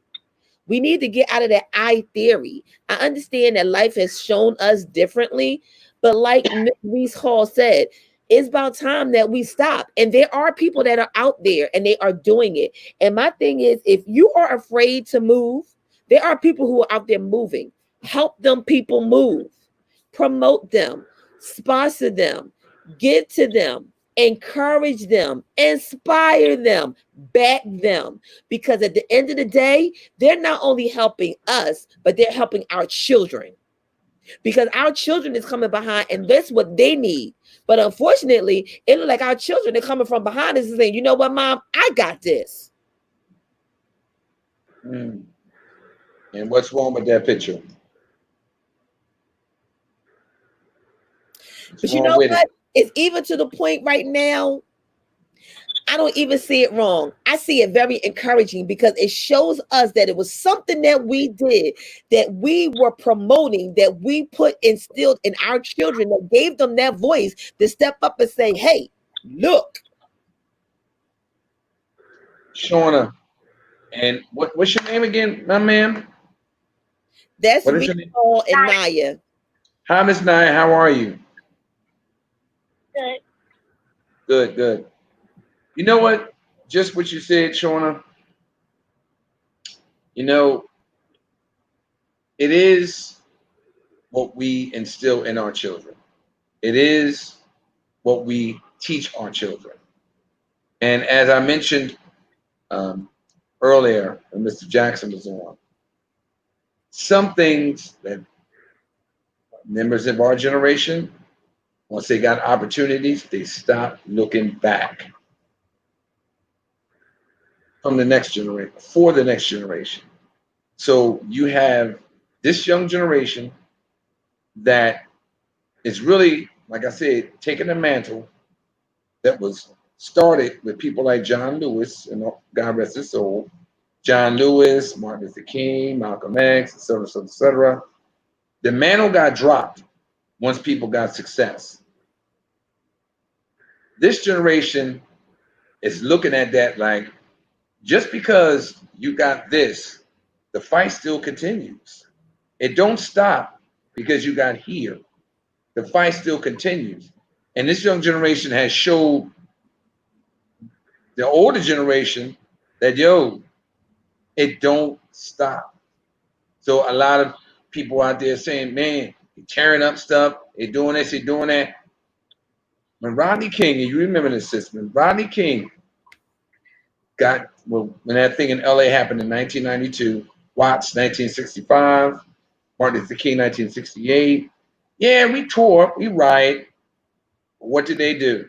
Bring jobs, bring opportunities, bring this, bring that. You can do this. Nice house in the suburbs. Boom, boom, boom, boom, boom, boom, boom. Hey, why do you got to fight? So we got so entrenched with, hey, you're right. Why do we have to fight? This generation today is like, I don't give a damn what you give me. I'm still going to fight for what's mine. And like I said, I commend them for that. But you know what? How do we feel about all this crime that's going on among ourselves? I want to hear it from Naya, and then I'm gonna speak it from our side. Naya. You said crime going on amongst ourselves as in black on black crime. Yep. I feel like as a black woman, you should not refer to it as black on black crime. The term black on black crime was created for white people to say, well, y'all kill each other, so why can't we kill y'all? So I feel like when we say it's like, oh yeah, I killed my brother, but you can't kill my brother. Like, no, no one should kill you. And I feel like if you're saying that you're accepting it, like, yeah, black on black crime is a problem that's happening. No, what's happening is we're putting us all in this one little box where we all have to survive. We all have the same goal to get to the same place where y'all have this whole big grand plantation where y'all can have multiple opportunities. Everyone has a tree to pick from. Versus in my community, we all have one tree to pick from.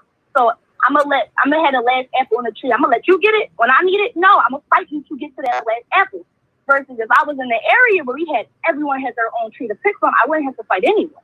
And I feel like when you say black on black crime, you're accepting it like, yeah, y'all put us in a situation, but at the same time, we still killing each other. But why are we doing this? It's survival. It's not, I'm just killing people just because I can. If you put me in a neighborhood where drugs and violence is the main thing that's going on, and my mom is struggling, and I know she needs money, but I can't really do anything about that because no one wants to hire me. What I'm gonna do? I'm gonna go out and I'm gonna sell drugs, right? I'm gonna use that drug money, not because I'm a thug or I'm just black. No, because I need that money, and that's the only way for me to get it right now. But everyone is not a product of their neighborhood. I'm not a product of my neighborhood, so I feel like you got to look at the situation. You got to look at the circumstances, why this happened, why that happened. You can't victimize yourself, but you also can't not stick up for yourself. And you can't say, you can't have that victim mentality like, woe is me all the time. You can have that moment where you're like, woe is me, but you also have to have that moment where it's like, all right, we got to stop complaining and actually do something. What's your suggestion of doing something? Huh? What's your suggestion?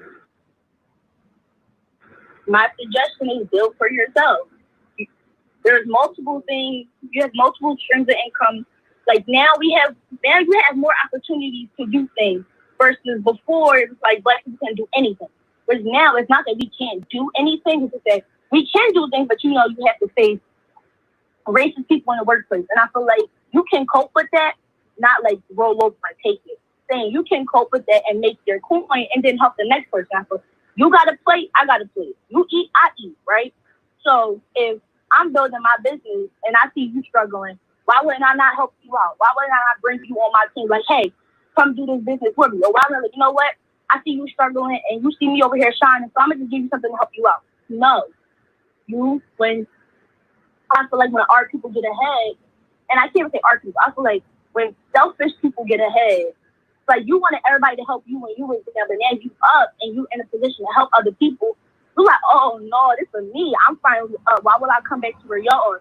I'm gonna come back there where I was down and try to help y'all. No, I'm up now, so I'm good. I'm out. I don't need to come back. I don't need y'all no more. So I'm good. And I think that's the wrong thing to have. So that's something to do. Is let's say y'all talk show blow up, right? And you get money for this. You get invited on, TV shows, talk shows, and you have friends who want to do this stuff, who wants to work in this industry. I'm not saying it's your job, but as a friend, as someone who wants to see your peers win, you should be like, oh, I know this person who will be great for this. Like, if they call you, like, oh, you should come work full time on this show. And, you particularly don't want to do it. Or that's not your style. So you should be like, I know someone who's great for this. I know someone who would love to do this. Put your peers in front of these people to have these meetings as well. Don't just take it for yourself and expect everybody to congratulate you. Because everyone says, like, oh, you see who really was there for you when you love it. Everybody congratulating you. It's like, yeah, but if you want people to congratulate you, I feel like if you want me to congratulate you, you need to be a team player. In football games, you have the MVP, but at the same time, you can't have the MVP without a team. So I feel like you can't get your coin, you can't be up and out your struggle and want people to clap for you when you want a team player. So if I see my neighborhood struggling and I get famous, I should give my money back to my neighborhood, right? Right. That's me helping. That's me doing something about the situation. If I know public housing is a problem, like let's say hypothetically, I was a more or less fortunate child and we were on welfare and we were in between homes or in one of the public housing complexes and I blew up. I'm not gonna leave my mom in the dust. I'm gonna get her out of that situation. I'm gonna get her to a nicer house. So she don't have to be on welfare. She don't have to paycheck to paycheck. That's me being a team player. That's me helping my own. That's me bettering someone. I didn't help the whole. Tell her we losing her. And that one person. We're starting to lose her. Shania. Hello? Okay. Losing her.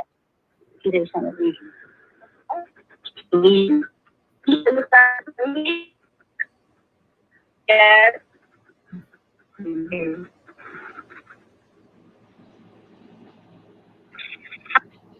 Is she anywhere near you?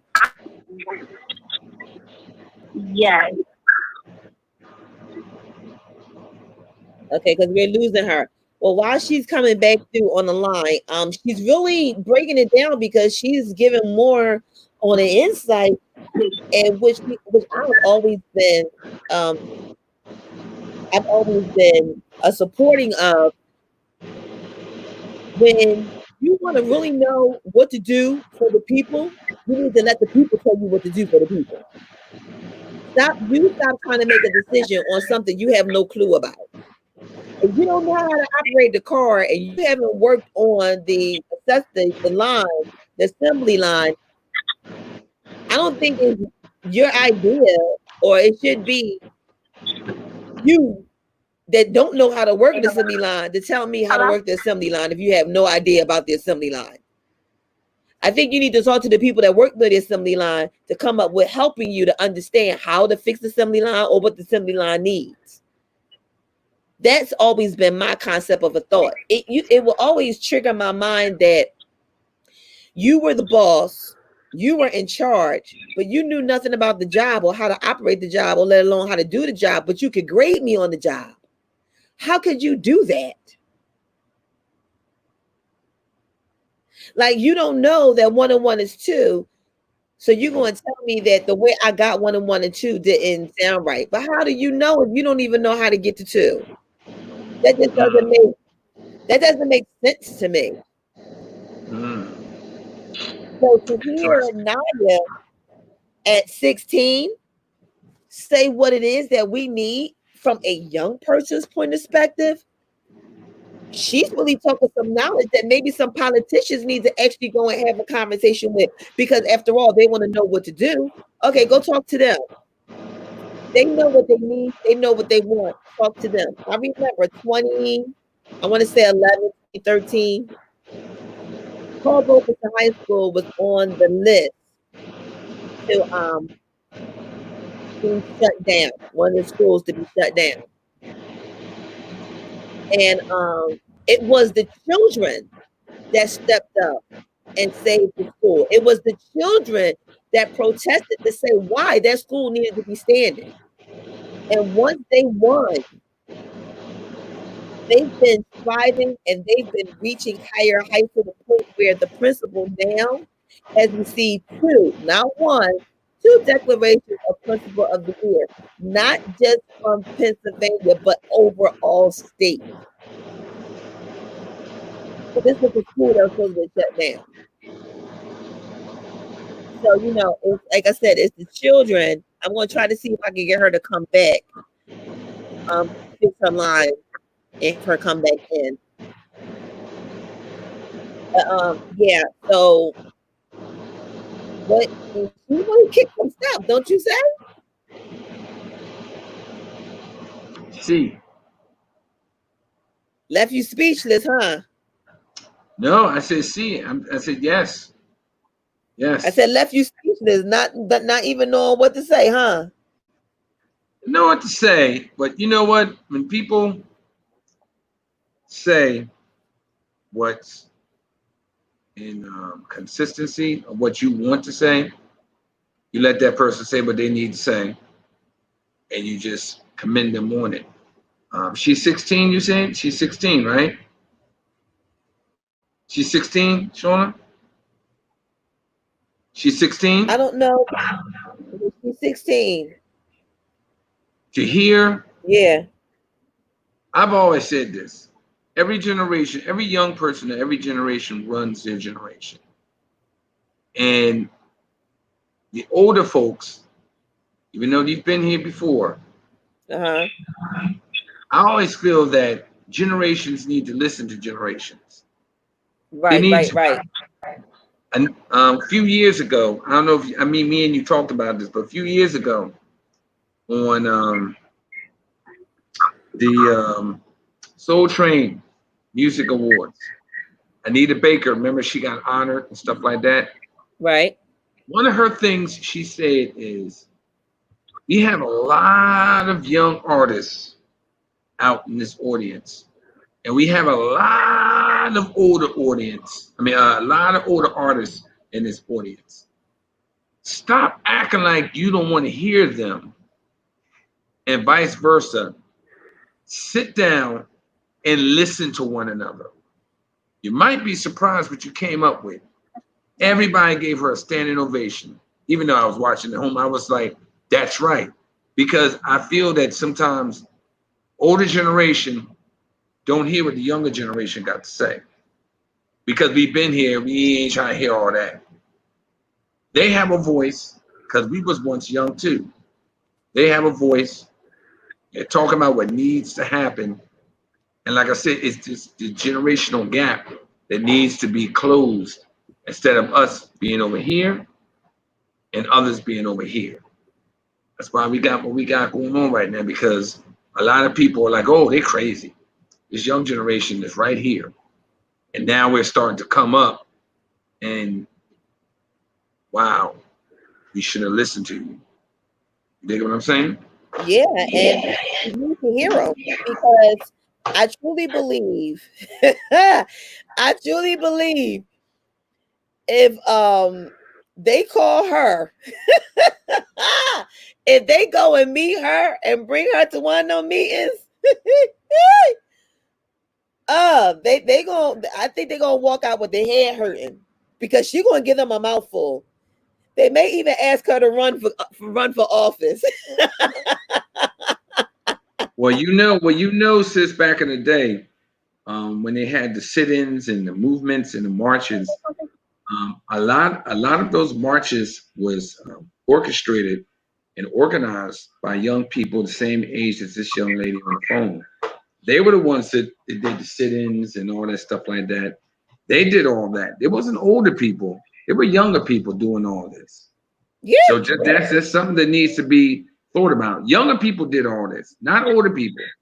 Yeah, John Lewis, one thing they said about him was he was like 19 or 20 when he gave his speech on Martin Luther King's I Have a Dream. 19, oh, he could have been 18 years old. 18, talking about the plight of the world and what we need to do. Now, he was 18 in 1963, and we got this young lady who's 16 in 2020.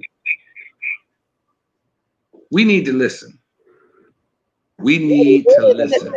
We do. We do need to listen. And what was funny was I said, Naya, I think our listeners would love to hear what you have to say. She said, oh, okay. I was like, all right, well, I'm gonna send you the link one day. You gonna be ready? I'll be ready. But are they gonna be ready? So Naya is still back. Naya came back. I believe the technical issue is done. Naya, are you here? Yes. Okay, there she go.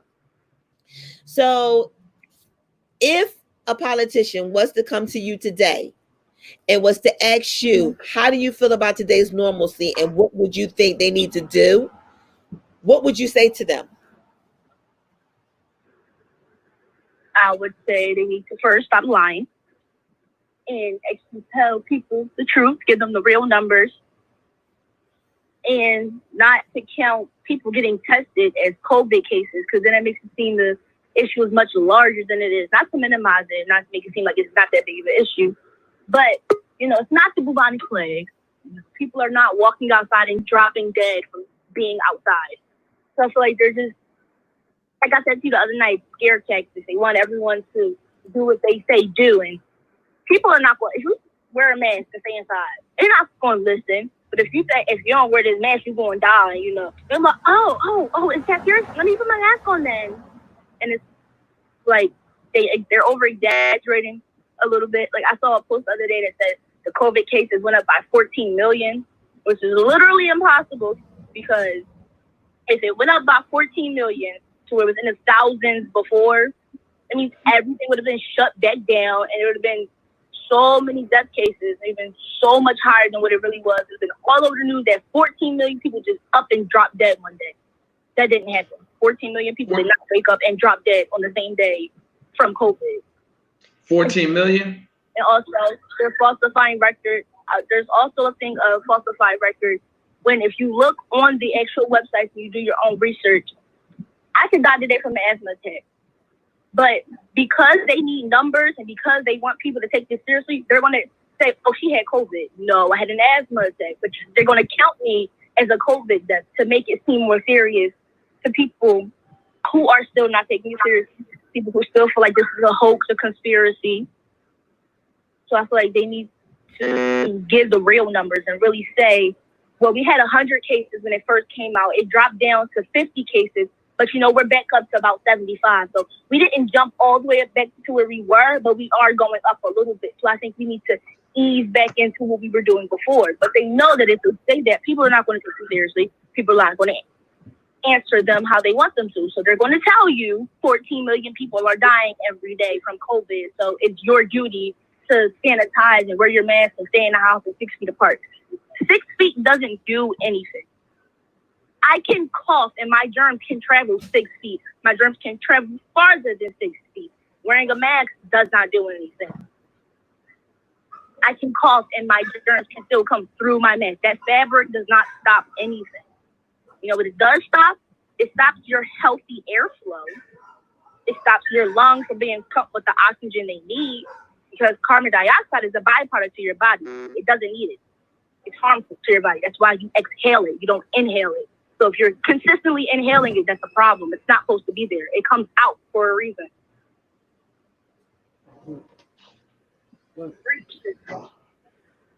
Well, all I can say is, well, I mean, the conversation came through on a post. It said, if a fart can come through your pants, what do you think?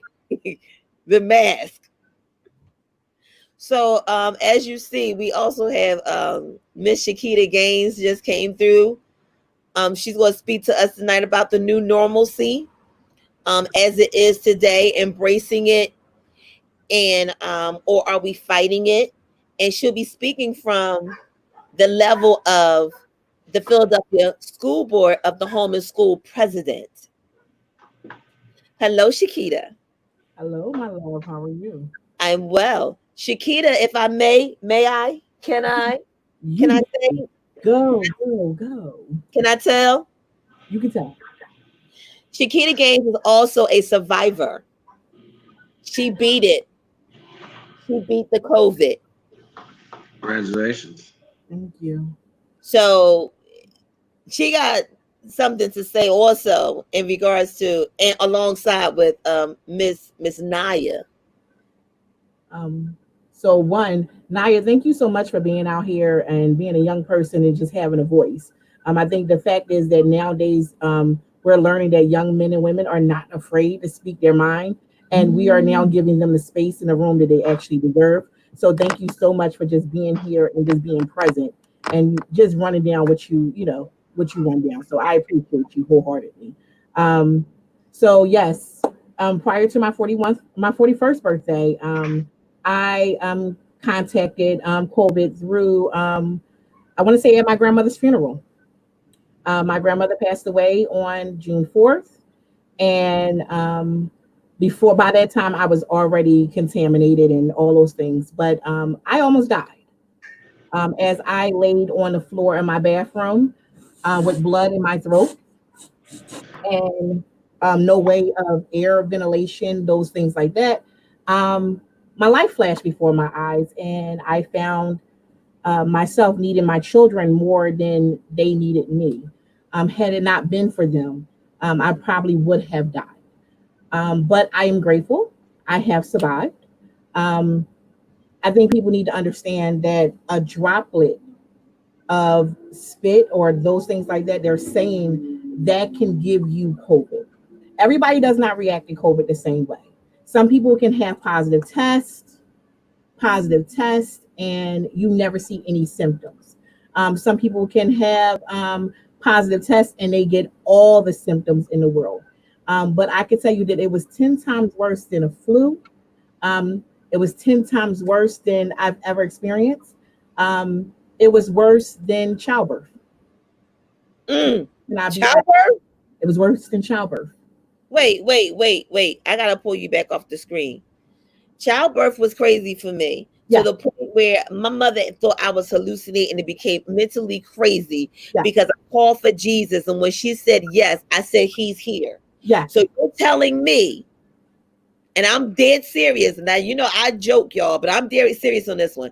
You mean And she really did that to me. You mean to tell me it was worse than that? It was worse than childbirth for me. Because you're not just living through it, a couple of hours, you're living through it for days. So for me, I had to go back home and live in this from home because there is no cure. There is nothing else that you can do but take maybe pain medications. I couldn't eat. I couldn't drink. I couldn't do all those things. I mean, despite all that, I did lose a couple of pounds. I mean, like y'all see the chin going down just a little bit. But but your body aches so bad. I could not walk. I barely could talk. I could not hold my bowels. When I coughed, because it was so harsh, it made me lose everything. Jesus. Yes. I can only be honest. I don't lie about things like that. But for everybody, every case is not the same. So I don't want people to go, oh my God, it's extreme. And then, make it different, and play into politics with this.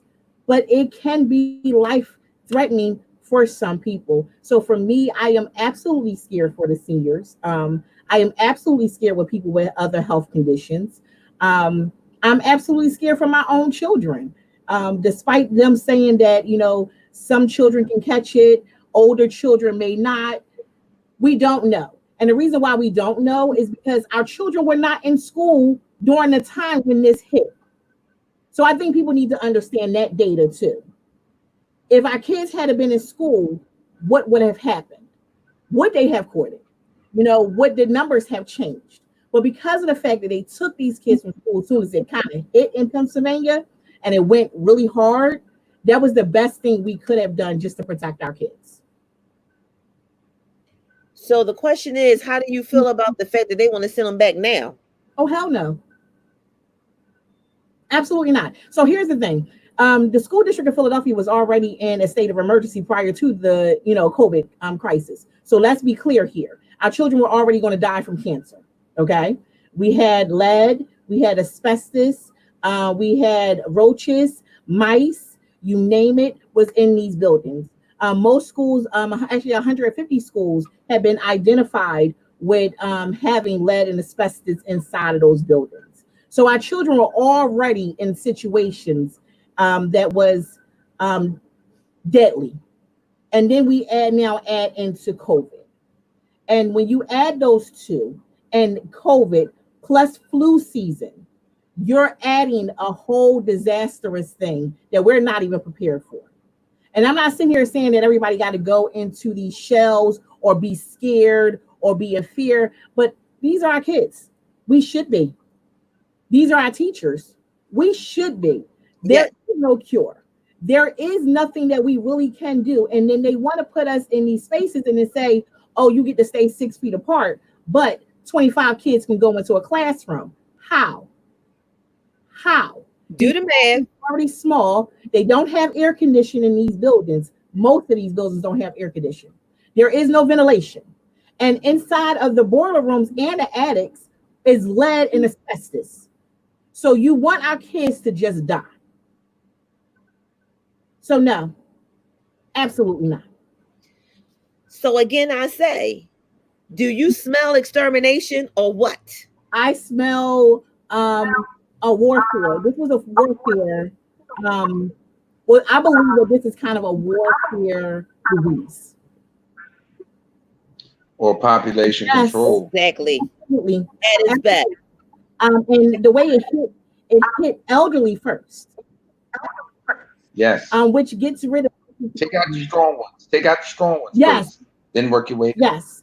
Which kind of gives us more room for Social Security. So they kind of got that money back. So you feel you're fixing the economy right now. So they went for seniors, and then it kind of boiled down. And the way it's doing, it's not like it's evolving or changing, but you don't know what's real and what's not. As this young lady said out of her mouth, you don't know what's really COVID, what's asthma, what's eczema, what's anything, because everything is labeled now as COVID. Yes. So there's a lot of lies that was told out here. I can tell you this: when it first came out, I was like, "This is bull crap. They're lying. This is full of crap. I was one of those conspiracy theorists. Um, and I'm still a conspiracy theorist. Let's be clear, okay? I'm still a conspiracy theorist because at the same time, all these presidents and CEOs start retiring, taking their money out of businesses, and it just looked wrong all at the same time. Now we, Suspect. yes, Suspect. yes. Suspect. Yep. And now we take a closer look right now. So if you go into a local supermarket, you might find out that your produce and everything else is stacked to the brim. You know, we still have that. But if you go into like a Walmart or like a Family Dollar, there's really nothing there. You want to know why nothing's there? Because everything is made from China. Okay. So because Mm. everything was made from China and this was China trade, here's my theory conspiracy going on, and we wanted to break ties from this. This is what it looks like with us breaking ties and with making sure our economy fails. So this was a economy thing. This was a population thing. This just feels so wrong all the way through. All the way. So All the let way. me let me interject and ask a question. So, like I was telling Sis, it doesn't matter who in November, whether it's Donald J. Trump or Joe Biden. They both, whoever's in office, they both have a long way to go. This situation here started in March. Me and my sister, we pray, we thank God every day because, of course, BSDUO show and everything that comes with it was birthed out of this. So not everything bad came out of COVID. However, on the negative part, like you just mentioned, people's attitudes changed, people's perception about things changed, just the whole world changed. And whether people want to believe it or not, just like they want to believe that what's that guy's name? Lee Harvey Oswald was the lone shooter that killed um, John F. Kennedy with 3 bullets. The magic bullet that went hit one governor, hit John F. Kennedy, came right back out and hit him in the head, and boom, boom, boom. Yeah, I mean that's what they want us to believe. But in reality, like my sister pointed out and others pointed out, this was something that they knew about. This was something that they talked about. This was something that they knew that had to happen. Unfortunately, how it happened for the person who was supposed to make look good, and that's the number 45, is made him look bad because he was supposed to become the hero out of this. He didn't become the hero. So now when you turn on TV, oh, Joe Biden's up by 15, he's up by 20, because this was supposed to take Donald Trump to another level. But Mhm, he didn't do it. Just like his casinos, he let it fall. So mhm. that's why everybody's like, oh, we need a leader, we need this, we need that. But like I said, whoever's in the White House, you know what I saw a commercial with Joe Biden, and they had asked him if he was elected president, what would you do? You know, he said he would shut down every state for 2 to 3 weeks until the numbers drop. And so many people's like, how can you do that? He said, I will shut down every state. Well, I mean, of course, you got to go to work and you got to do what you got to do, but it will be the curfew, which will be in place, and everything will be shut down for close to a month just to bring them numbers down. Now, some people applaud this, some people want to talk about it. So, since I have a survivor, and Mhm. congratulations to you, I mean, God is with you. Um, it's just God is with you, and thank the Lord that you are here.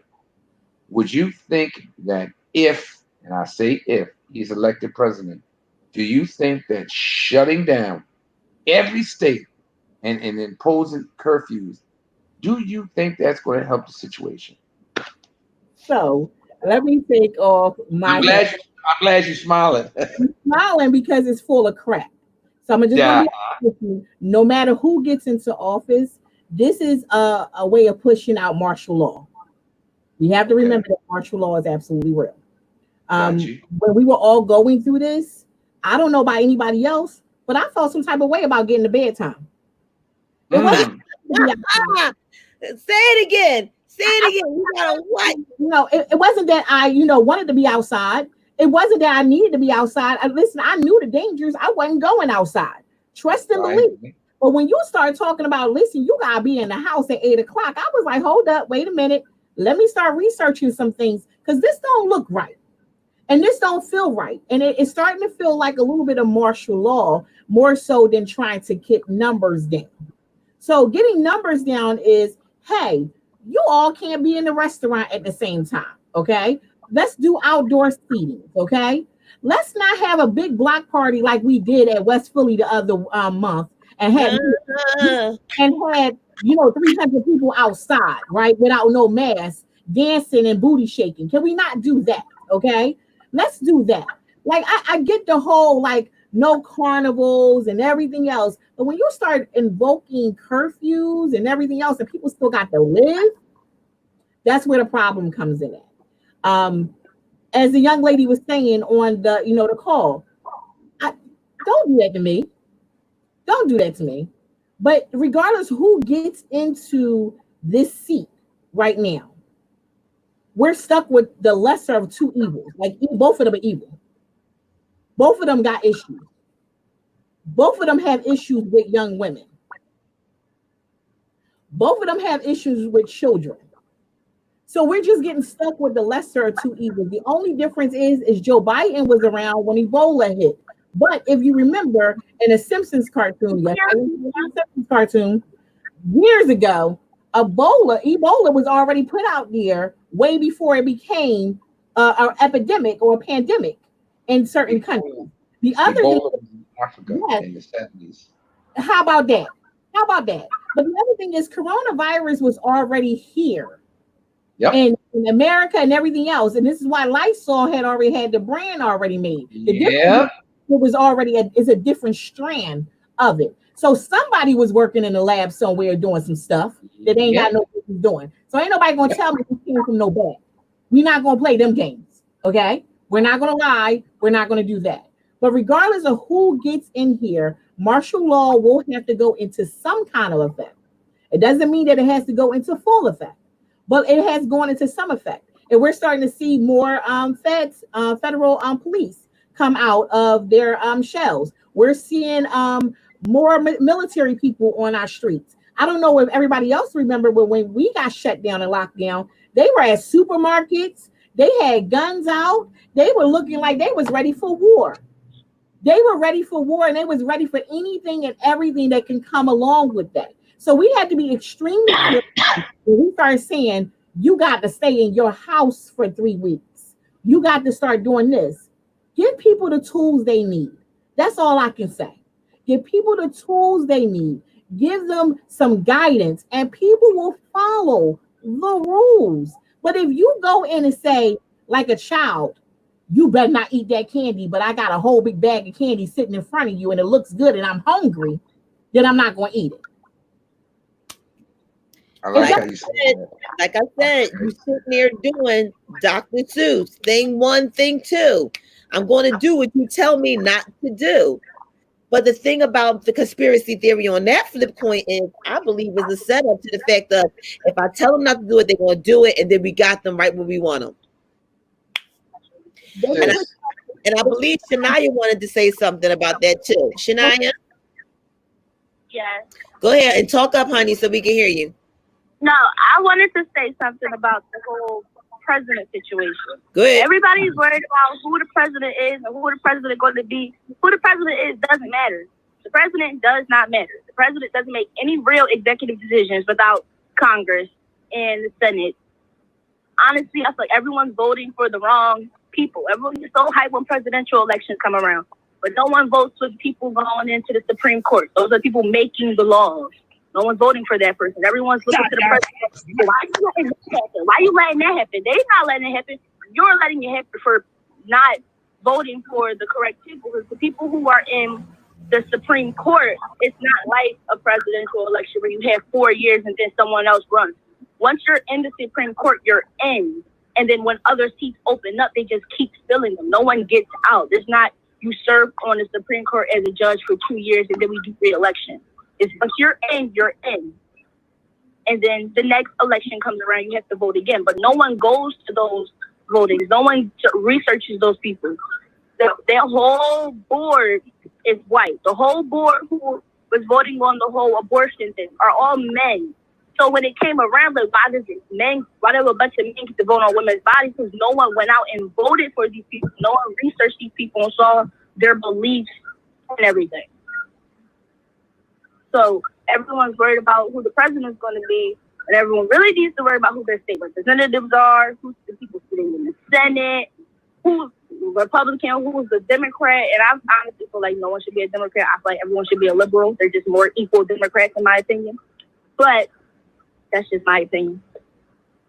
No, I so love that disclaimer. I'm going to say the disclaimer for her. I'm going to say the disclaimer for her, okay? That's how she feels. That is her truth. She's not saying it has to be your truth, but she may sit there and make you look at how you think about your truth, yes, according to what she had to say about her truth. Okay, keep going. Absolutely correct. She's absolutely correct. However, Donald Trump proved to be a different kind of president. Okay. Yes. And his executive orders is what screwed us in a lot of places. So, although we are supposed to, and she's absolutely right, make sure you go out there and vote for the Senate and everything else. Like, everything is on point, but we got a different kind of president this year, with the last couple of years. And this is the first time this has ever really happened. And you know why? Because we slept this mess. We slept this mess. All because everybody was up in the uproar in their feelings about, I don't want no female president. I don't want this. I don't want that. Well, I don't want him either. So I'm not going to vote for nobody. The perfect setup. Perfect. Because while you made the decision not to go vote, you still voted. How about still voted because you made the decision to not vote? Because when you don't make the decision to vote, you give the vote to somebody else. And listen here, let me learn you this. If you ain't learned nothing from Richard Pryor, you better learn this. Don't you go voting for Kanye West. Don't you go for Kanye West. If you ain't learned nothing from Richard Pryor, billionaire thing, you bet not, ought not. I'm telling you. And this, I don't care if you call the truth not truth or not. You bet not sit there and say, I'm going to vote for my own kind, because I'm going to find you and smack you, because all you doing is taking the vote away and allowing Trump to get the higher vote. Don't be deceived and don't be fooled by what's in front of you, because we've been fooled for so long. And if you don't see how much we've been fooled for so long, I'm going to tell you again, the first thing I said when we first came on the show, the White House from a distance, when you turn around, and I'm not even talking about a quick look, I'm talking about you turn around full face and look at it. It looks just like Master's house. The only thing that's missing is the cotton field in the front. That's it. The guard is still there with the gun. But the cotton fields are now in buildings surrounding them. And we're working it. Think about it. We all sit in those buildings and we all work. Who's over us with the gun telling us what to do on our jobs? Okay. KRS. I'm about ready to call you KRS-One, boy. She went all the way in. I'm about ready to call you KRS-One. You must learn. And Chuck D. All right, Chuck. I don't feel like being played tonight, but you'll be Chuck D. I was with Flavor. I was Flavor with the clock. Talking about it was time. I ain't time. That's all I do. Time. But yeah, boy. That's what I was doing. But seriously, when you stop And that's what quarantine 2020 has done for me. It has given me vision. I don't know if y'all noticed. Ever since 2020 came, what have I been doing? Putting my glasses on. I want to see it. When I put that vision out, because I'm not about I didn't want to do the whole resolution thing. I've been put that way years ago. I wanted to do the vision. I wanted to make sure that my life went accordingly to a standard. And the standard of my life was going to be, I wanted to see it coming. I wanted to see it all. I wanted to know everything for what it was. I wanted to see the good and I wanted to see the indifferent so that I would be able to act accordingly. But you know what? I was not expecting to see this, but in seeing this, I've seen everything that's been covered over and painted that it was theirs. And the wind came and blew it up and was like, no, it's not. Everything that they blowing off was something that showed why we should be doing a whole lot more and why we should be in a whole lot more as people than we are. We up here looking for everybody else to take a stand. We looking for everybody else to become leaders. We want somebody else to come up here and say, this is what we're going to do and this is what we ought to do. No. I got a surprise for y'all. I'm getting ready to give y'all the face behind the voice. Where's she at? Are you coming through? Yeah. You gotta fix your camera. You're gonna have to fix your camera because they're probably not letting you do it because you're still on Zoom. Shakina, that's your name, right? Yeah. You know what? As she's getting her camera together, just listen to what she said. You know, what was the biggest thing that came into 2020? Can anybody talk about what the biggest thing he was talking about? The doggone vaccine. No. Not just that. The chicken sandwich. The what? What was that? What was that? The dumb chicken sandwich. Not that too, but it was the number 3. It's number You're 3. right. The Number Popeye 3. chicken. Number 3. You know what 3 was? What? Who shot Ghost? No. How many times have they been promoting that from December on to until he got shot? They've been promoting chicken sandwich, damn vaccines, and who shot Ghost. Yes. Distracting us from what was about ready to happen. No. See how they did that? No. I got you one better. The biggest distraction, and God bless his soul, that was the biggest distraction. What was it? Kobe Bryant. Oh yeah. Because they had his picture big and coronavirus to the left small. That was the biggest distraction. So vaccine, chicken sandwich, who shot Ghost, and of course, God rest his soul, Kobe Bryant. You're right. All in that order. That's how it is. Naya, can you get a little better lighting so we can see you, honey? We all need to see. I want to see all that chocolate. Stop playing with us. Come on, baby. They want to see the face behind the voice. No. You have to go somewhere where it's light. We can't see you. You so extra. There she goes. Welcome to the show, Miss Naya. Mom. Ooh, she can't see me. That's okay. She don't have to see me. There you go, Miss Naya. Welcome to the show. Hi. Hi. So go ahead and complete your sentence, honey. Complete your sentence. My sentence was complete. So as we were just saying, based on because you kicked us with the whole. Okay, what did you think was the biggest distraction? That was the question, right, Will? Yes.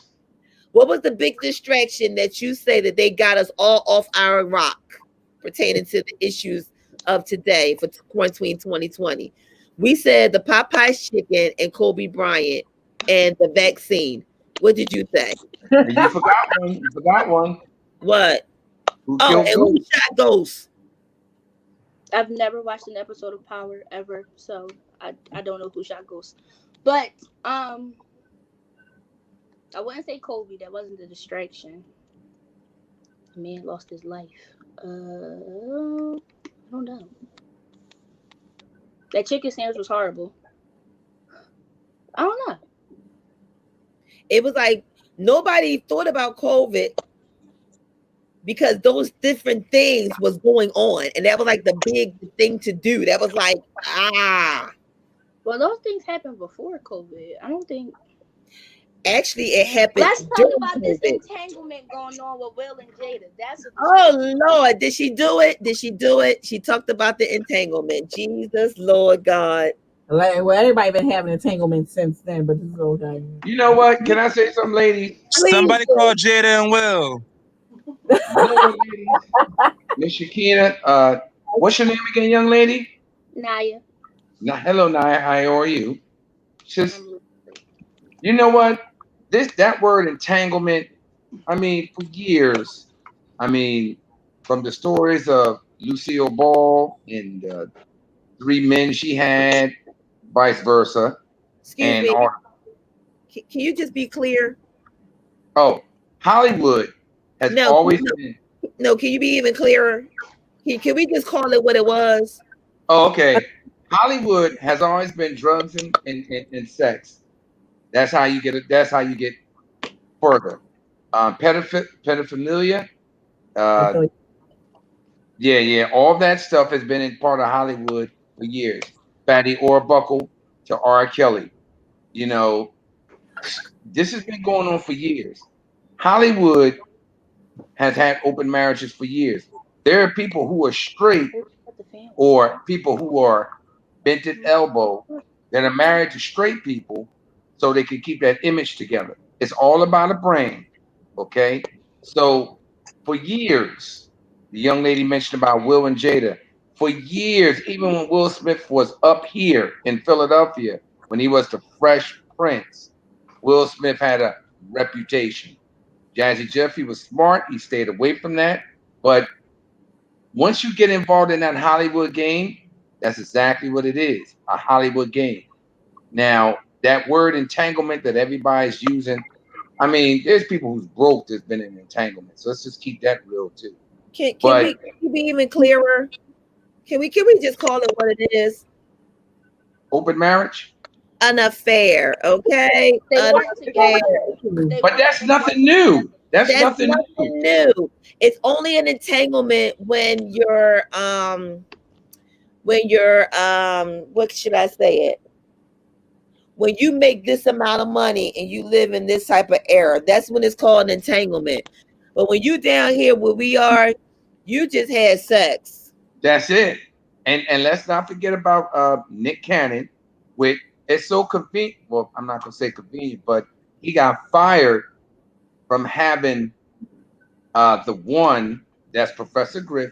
How is it that Professor Griff was a guest on his show, and then you know what he got kicked out of Public Enemy for, saying that Jews are wicked. So why would you have, which Hollywood is ran by Jews, why would you have him on your platform and you're saying the same thing, and all of a sudden you get fired, and then all of a sudden he has to make an apology and all that? I mean, don't you see how things are kind of contrived? I So mean, when they say Professor Grip, I'm like, Professor Grip, here we go, here we go. so. And you I know, would, Grip can can hold we just nothing be back. clear again? Can we just be clear again? can I jump in? Yeah. Go ahead. Before you jump in, can we be clear? Yeah, we're gonna be clear because I just really want to make something very clear. One, we're gonna go back to the stuff that Naya was talking about because that was some deep stuff, and we're gonna continue on that one because I love that. But the other thing is entanglement, all those things. If there had been a man that messed with a young girl who had issues or mental issues at that age, we would have fried him and laid him out. There Mm. is no exception to that rule.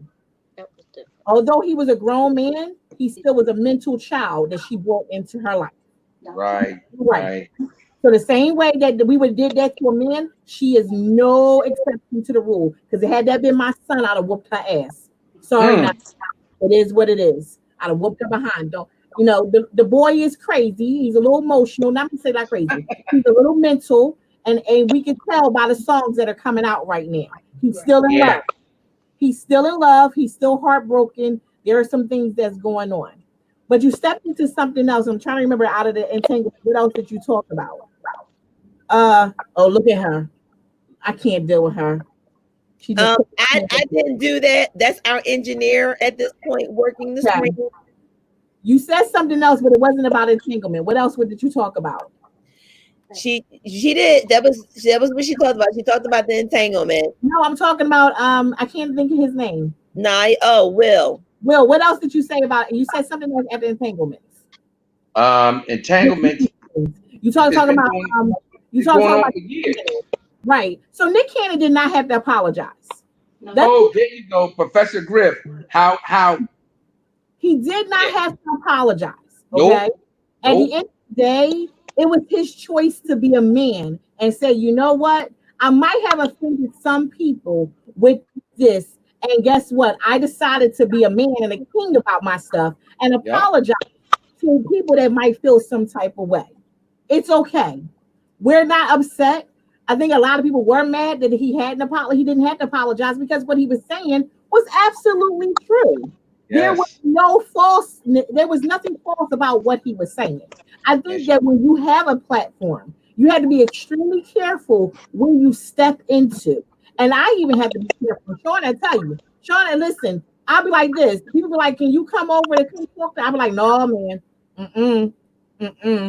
If it's going to do anything that's going to damage the organization that I oversee or anybody that I'm attached to, or myself or my name, I can't do it because I have to be extremely cautious, no matter how strong I am. The other thing is, you work for Viacom. Viacom is a whole organization ran by Jewish men. Jewish men. Yeah, they felt some type of way. So you felt one that was up in there crying and upset and boo-hooing about something, and it got him fired. But the other thing is that he got another platform after that. So Nick Cannon is a legend in this. He's been doing this for over 20 years. He's going to be okay. My concern is for anybody else who goes to speak up and lose everything. Like the gentleman who put his fist up at the first Olympics. 1968. Yes, and never got another gig after that and started working. He didn't. He got no job. He got nothing. Nothing. He became one of the brokest people ever. You want to see me telling the story now, okay? So my concern is not for Nick Cannon. You gotta find him. He gonna be good. I ain't worried about no Nick Cannon. I'm worried about my students in the school district of Philadelphia who go speak up about what's happening at Masterman, what's happening at Central, what's happening in their school, and how they get side swipes. I don't care about no Nick Cannon. Not trying to be smart. Thank you, brother, for all the things that you do and the platforms that you give to Black people. Thank you. But right now, I need to concern about myself that the people that are down here, because he's gonna be okay up here. He got money saved in the bank. They always are okay. They always are. But like I said, let's be clear. Had a white man went and said that, by the time when they fired him, they would have gave him a speck on the hand and he would have had to come out there and apologize. But it was the fact that it was a Black man that says what he says. And it's always because our skin is the reason why we get in trouble for some of the things that we do. Even, believe it or not, because our name actually stands for brother and sister duo, it still means no BS, period. It's no BS. You get it like you get it. It straight is. But even still, because of who we are and because of what we stand for, we still even have to be accountable for the things that we say, how we say it, even though it's our truths. Because the people that we're with can be affected by what we say and what we do and who we are. I'm trying to think of the gentleman. It wasn't Ted Cruz. There was another Ted that disrespected a councilwoman or a Senate and called her a F&B coming out of Congress the other day. got a whole slap on the wrist. Remember, Whole slap. remember, I know y'all remember this. Remember this radio host named Don Enos, whatever. He died recently. Don Enos, whatever. And he was talking about the women's basketball thing. And he had said that they look like nappy head hoes. Remember Mm. him? That was back in the day. Mm-hmm. Yeah, they gave him fire. Don Enos, look that up. He called the women's basketball team when it first came out nappy headed hoes. Yeah, they grilled him, but guess what? He was working on Clear Channel. He worked over here. He worked over here. They still gave him a platform. He didn't apologize. He didn't do none of that. He said they all look like nappy head hoes, and he still got level, put up. Now, what my sister was saying, title of our show is the No BS Duo Show. However, some people who may look at this show right now will say, you know what? Those two are with this. They doing this. They trying to spread hate. They're trying to spread separatism. They're trying to spread that black power stuff. And actually, we're not doing it. We're just enlightening you on what the situation of America, Black America, all America, what's going on right now. We understand that, but other people may look at us and be like, "Oh, they on this Malcolm X stuff. We got to watch them. We got to watch them." Best believe, while we're talking now, people are watching, and they're like, should I even go on that show? Because they were this. I don't know if my reputation is going to stand this. So I'm glad, Shakina, me and my sister been on since what? March or April. And we've Yes. been doing quite good. So thank all those in supporting us. Thank you. Thank the young lady here for coming on our show. And everybody else that took a chance on us for coming on all platforms. That's Sister Chat, nights like this, spoken word, drop that Tuesday. Thank everyone who's been supporting us because this is what we need right now. We don't need separatism. Oh, We need togetherism. That's where I'm Oh, please don't so, do anything. so But y'all gotta excuse me. Y'all know I'm outside and me and Bugs don't work. And this big horse fly came on my computer and I'm like, what the what? I wanted to clarify who this gentleman was. His name was Ted Yoho, and he called Representative Alexandra Ocasio Cortez a FMB walking out the door. Well, I got you one even better. They called Michelle Obama a monkey. Yeah. From 29 News. Was it 29 News? It was one of them news. Wow. And nobody said who it was or even got caught up for it. Yeah. But let us do it. Let us do it. Matter of fact, let Aya do it. Let the young child right here, let her do it. They're gonna say, oh, them disrespectful young children. They don't know anybody. They don't know nobody. But let me say something. They don't look at our show as we're speaking hate. They don't look at our show like that. They don't look at us and say they speaking Malcolm X and they hateful. They're not saying that. What they are saying is we have to watch them because they're talking too much and they're educating too much. That's what they're saying. They're saying that they're giving out information that normally we don't want them to know about. They're speaking. We don't need them speaking right now, so we need to shut them up. So then what do?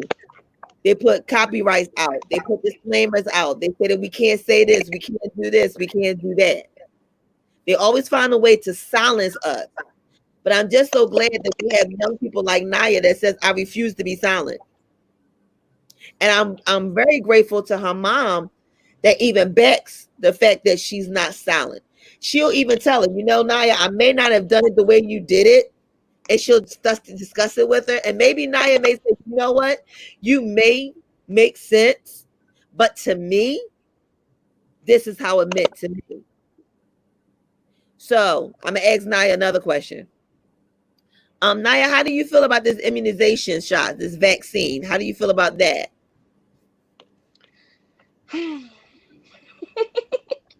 Do you believe the fact of the microchips? Do you believe we need the vaccines?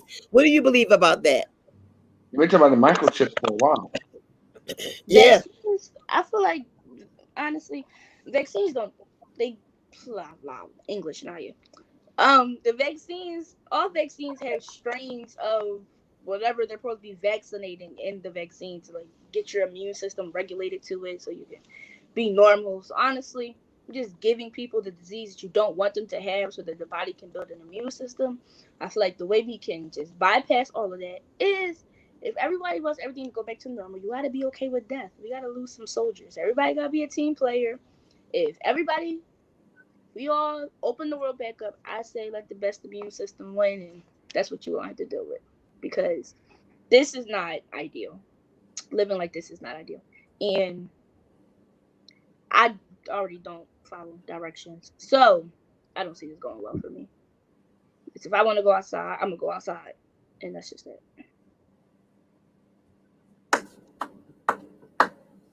Goodbye. Goodbye. What does my Will? Where is my nephew? Playing Xbox. Because I was curious to know how he felt about all this because I know he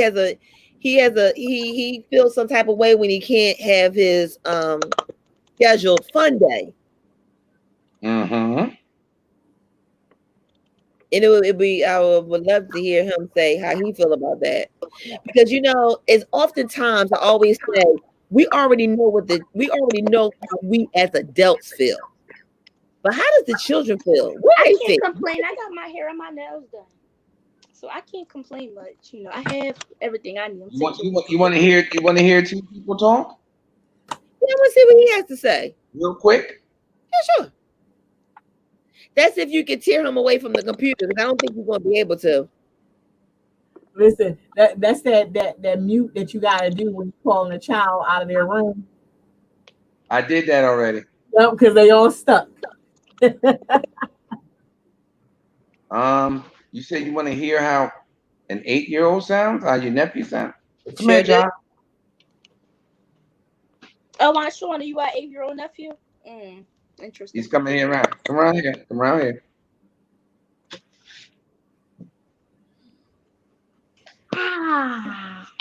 Here he is. How do you feel about what's going on with school? How do you feel? Do you want to go, or how do you feel about staying home and all that? How do you feel about that? I want to go to school because I want to play with my friends. Mm-hmm. What else? And because Go ahead. Pause that for a second. What else you want to do? maybe so I can learn Mm-hmm. and become smarter and not dumber. So do you think that staying home, doing homeschooling, is going to help you, or do you feel that going back to school will help? How do you feel about that? Go back to school will help me. So Go ahead. even with all that going on with the sickness and everything, you still want to go to school? You're not scared to go to school? No, No? no. So, So how tell your auntie the real reason how you feel about it. Mm, go How ahead. How you you feel? feel? I just feel like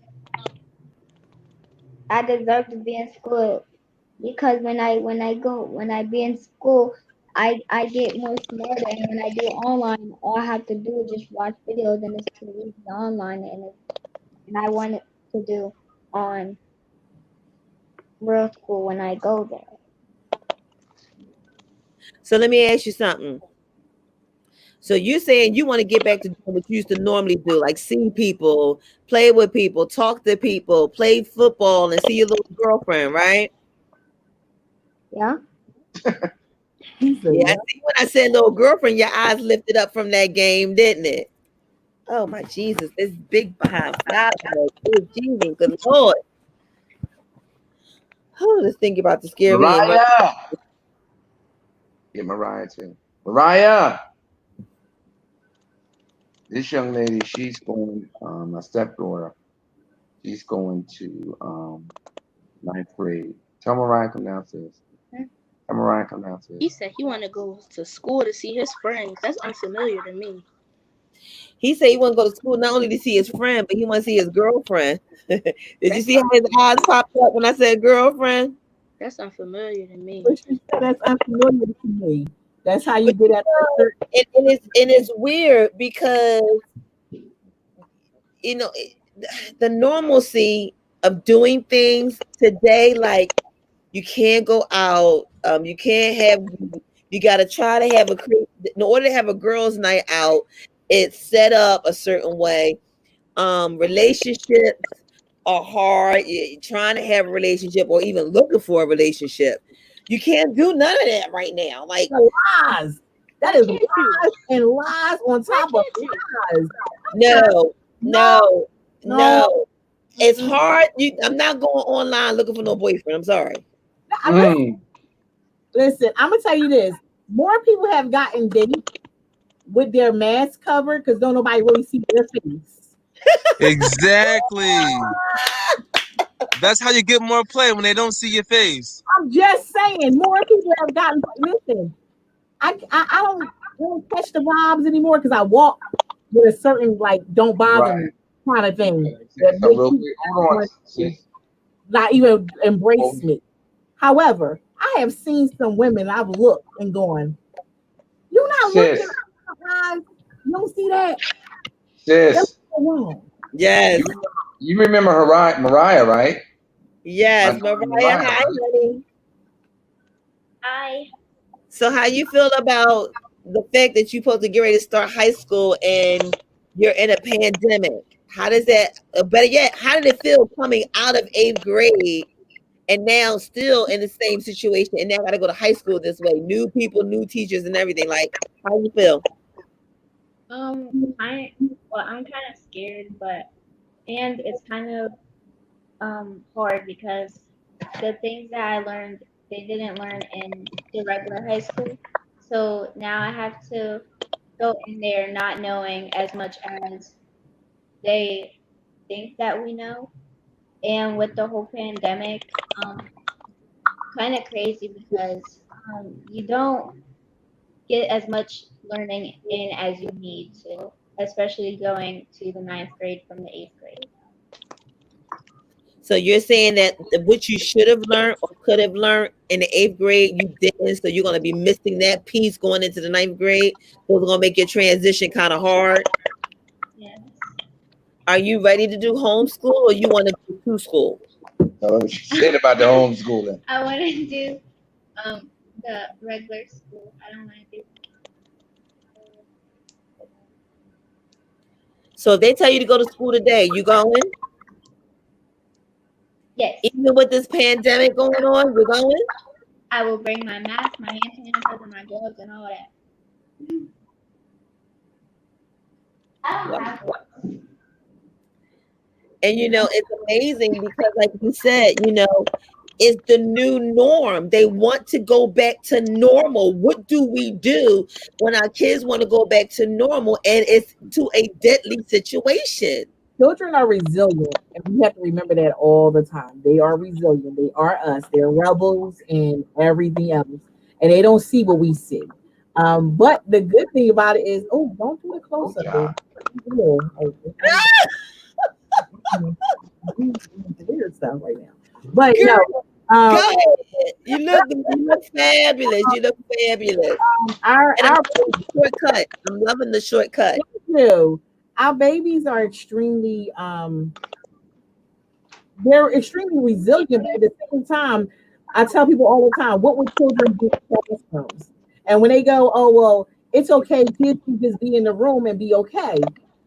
Do y'all forget when y'all was kids and what y'all used to do when y'all heard somebody was sick or there was a new virus that went around? You coughed on them and was like, you got Ebola, you got Corona. That's gonna happen. We're gonna be playing the tag of licking things and touching things just to be smart or whatever. Like, it's just a lot that we don't know how to handle, but their mental means so much to me. And I think that parents, especially now, don't realize how much therapy children will need after this.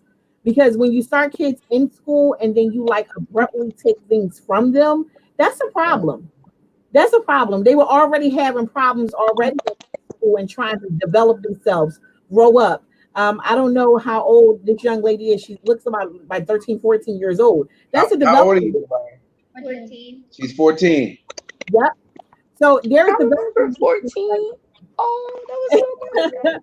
In that development, there is some mental and emotional things that need to happen. She needs to be around friends. She needs to know that she can't trust every girlfriend or every guy. She needs to know that every teacher ain't gonna have her back. Those are like she's learning those cues right now. And it's a shame to say that, but protection is what parents do. So we are scared for these kids. And as Yeah. much as they don't understand, it's not that we're trying to harm any one of them. And I think they need to know that too. I don't know, Sean, if you got the chance to read what I wrote out to the students of the city of Philadelphia, and it was what I sent you to school for, an apology letter to my black child. And I had to apologize to my black child for what I sent them to school for and what they're doing now. And it's a shame. Yeah.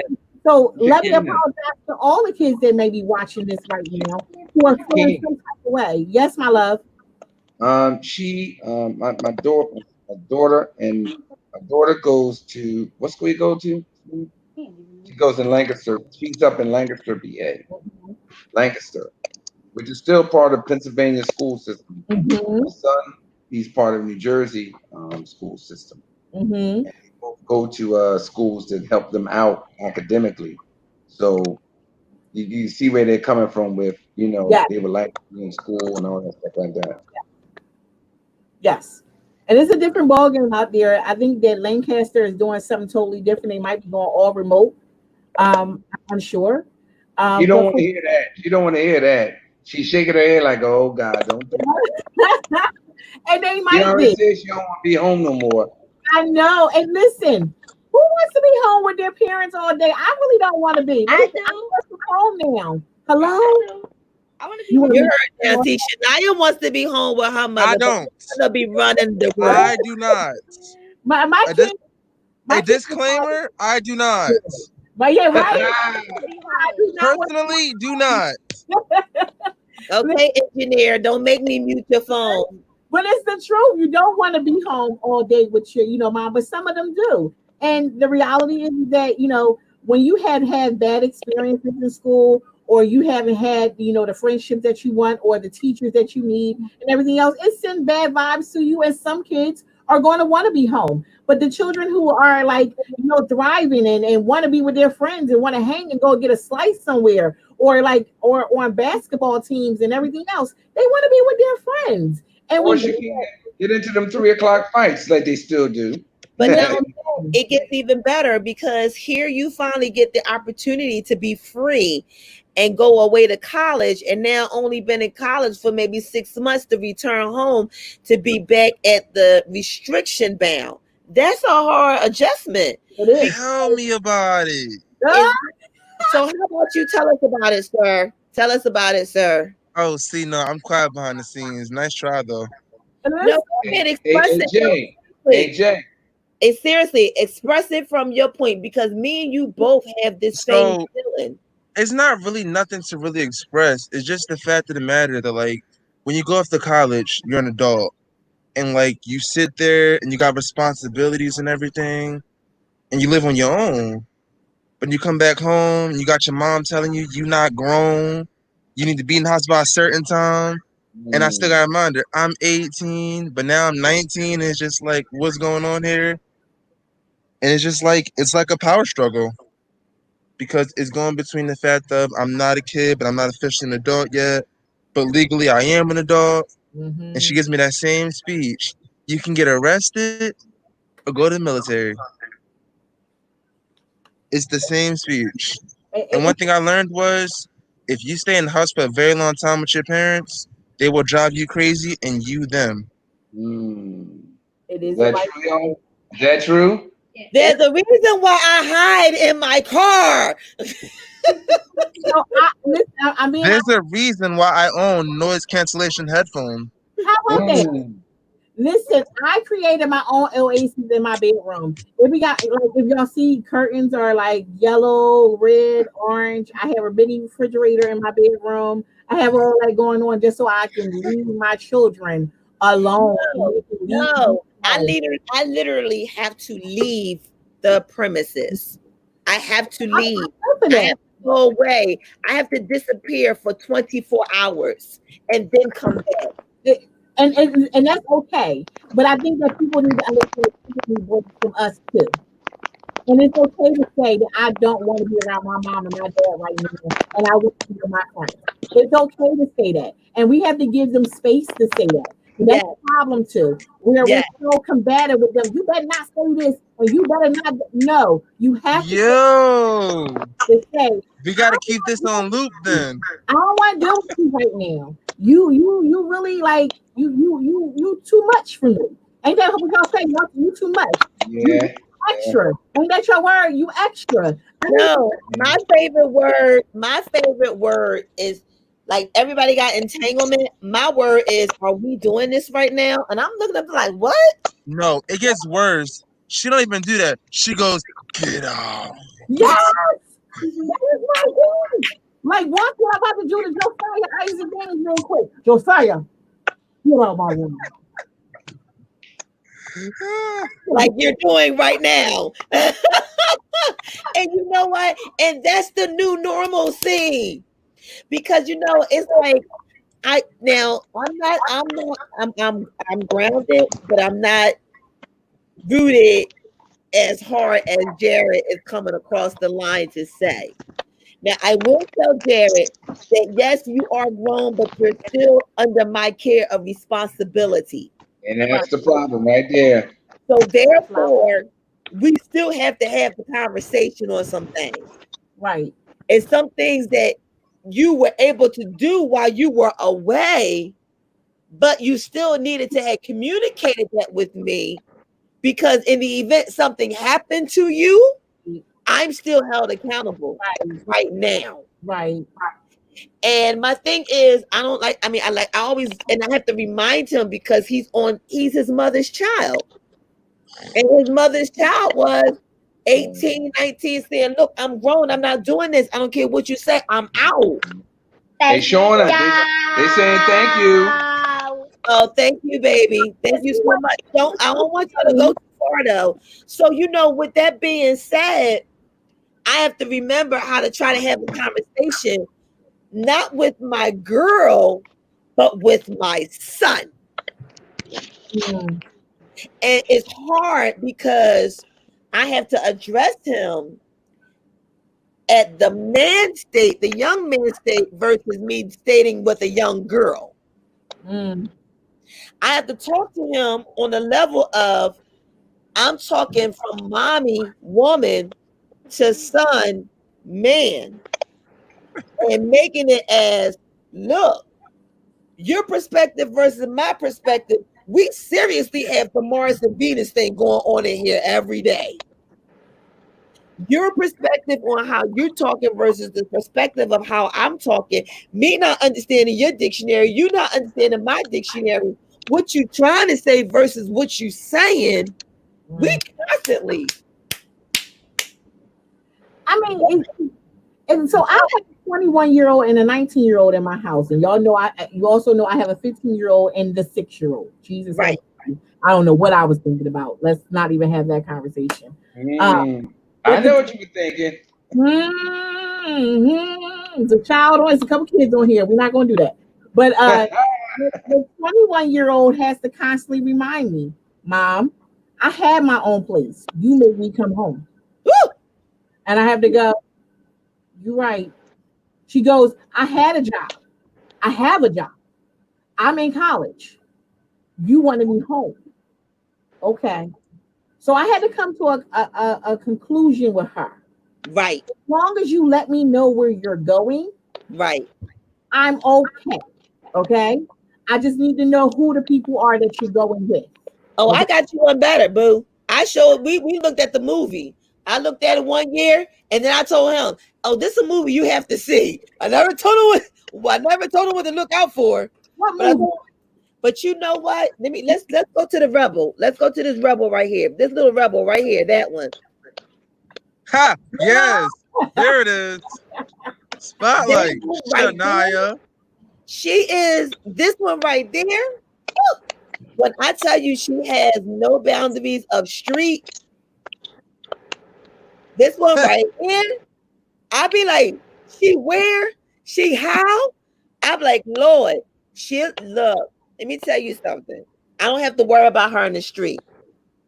She let me know she there, but I ain't got to worry about it.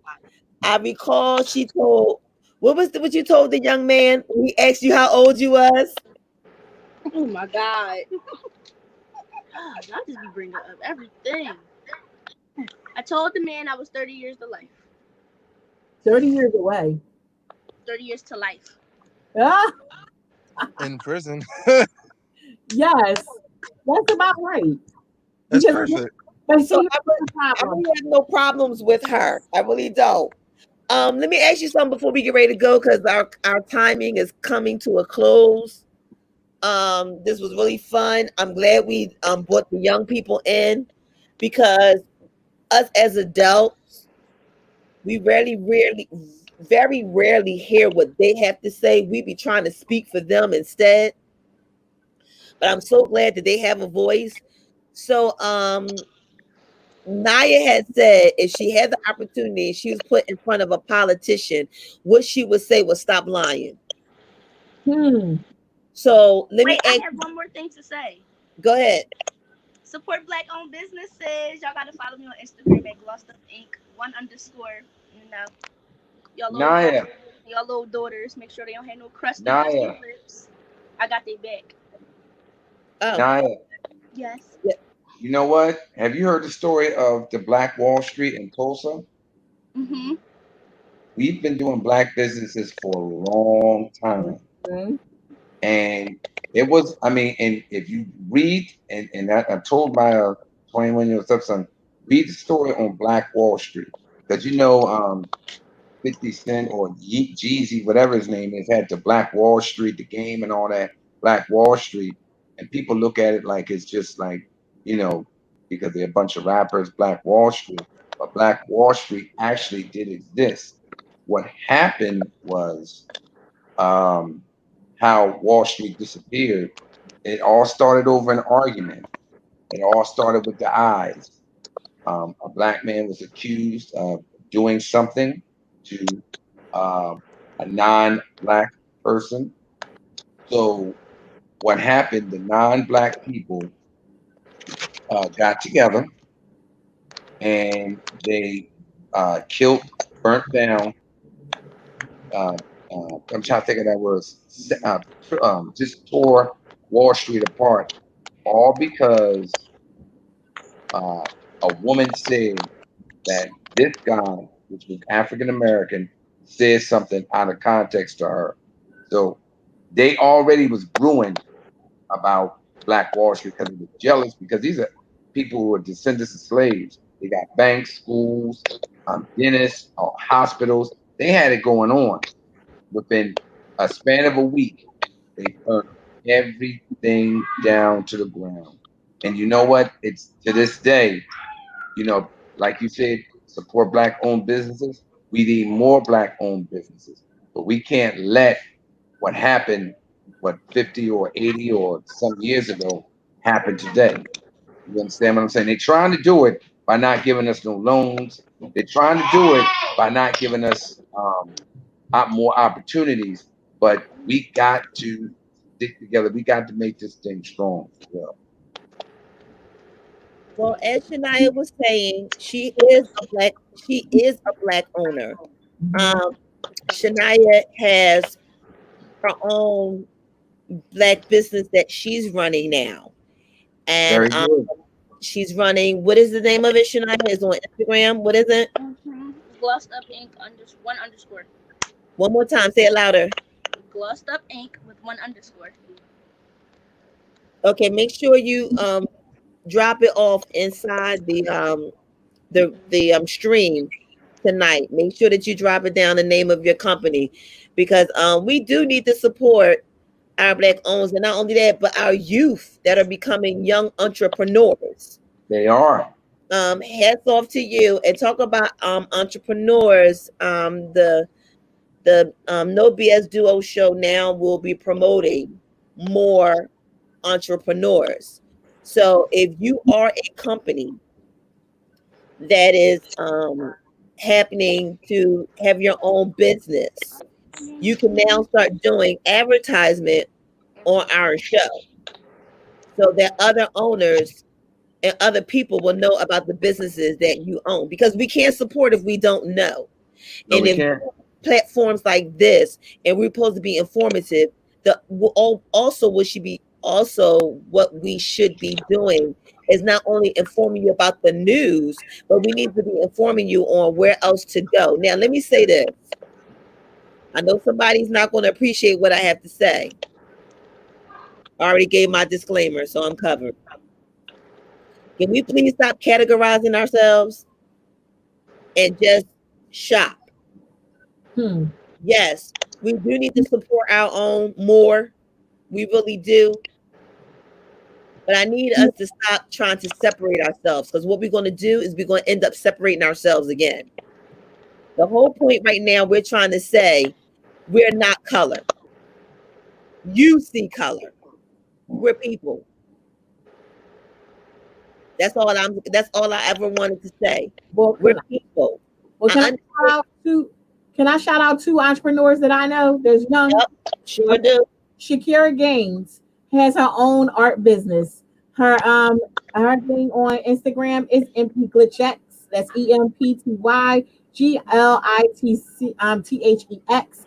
And my baby actually draws for a living between anime and all. She'll do your artwork and all. She has all her prices on her page. And then we have a young man by the name of Carell Kennedy, who is a master of taking pictures. So he starts off small. His prints are cheap, and he does weddings and everything else. And he just graduated from college doing this work. So yes, boom and boom. So please make sure all businesses that you know drop their information in our feeds. Now, unfortunately, because we are a business owned too, there are some businesses that will come with the fee for advertisement, because as you see, the No BS Duo show is growing. We started off with just 2 shows, but now we're down to 5 shows a week, and now up to possibly looking at 7. So right now we have on Sundays at 1, we have a jazzy afternoon with Lovely. On Tuesday That's night, you.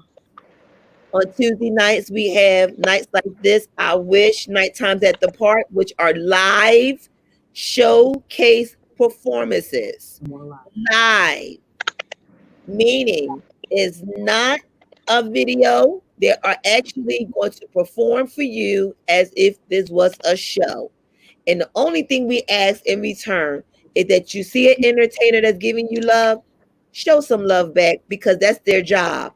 And that's the only entertainment that they have, that's the only job they had, was to entertain you.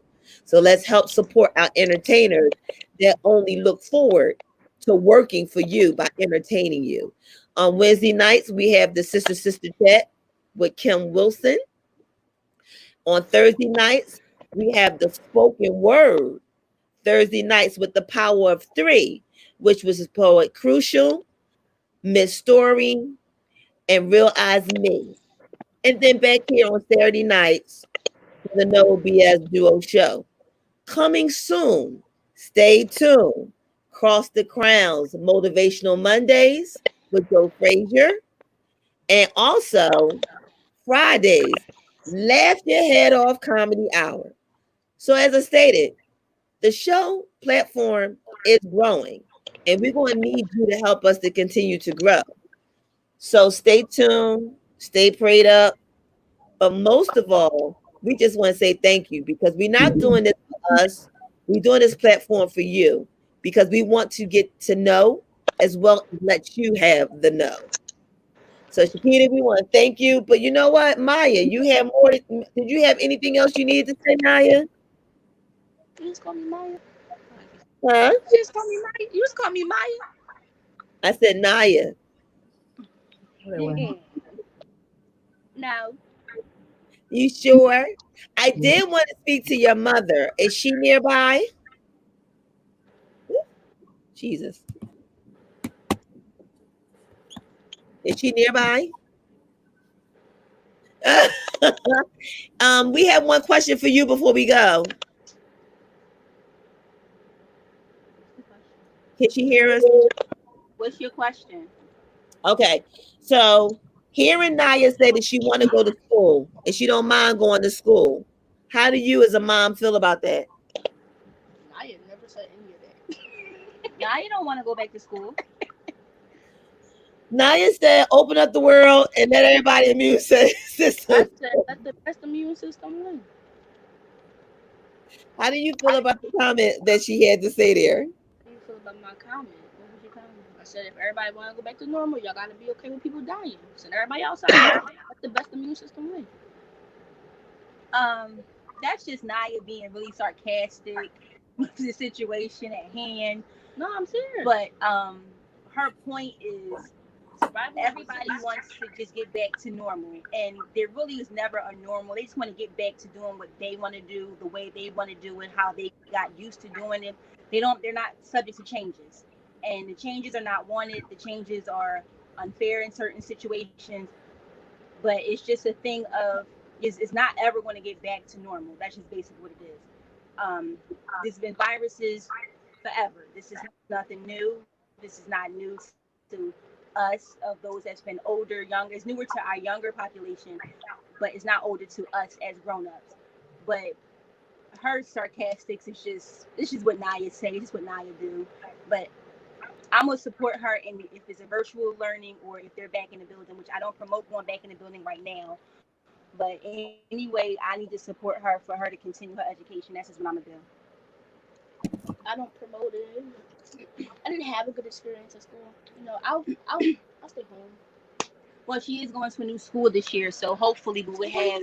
I don't be let me pay attention to my hair. She is going to a new school this year, so I'm hoping that she will have a better experience than she had last year at her former school. I understand why they closed. I'm happy that they closed. I'm not happy about how they closed and the kids that was affected by it.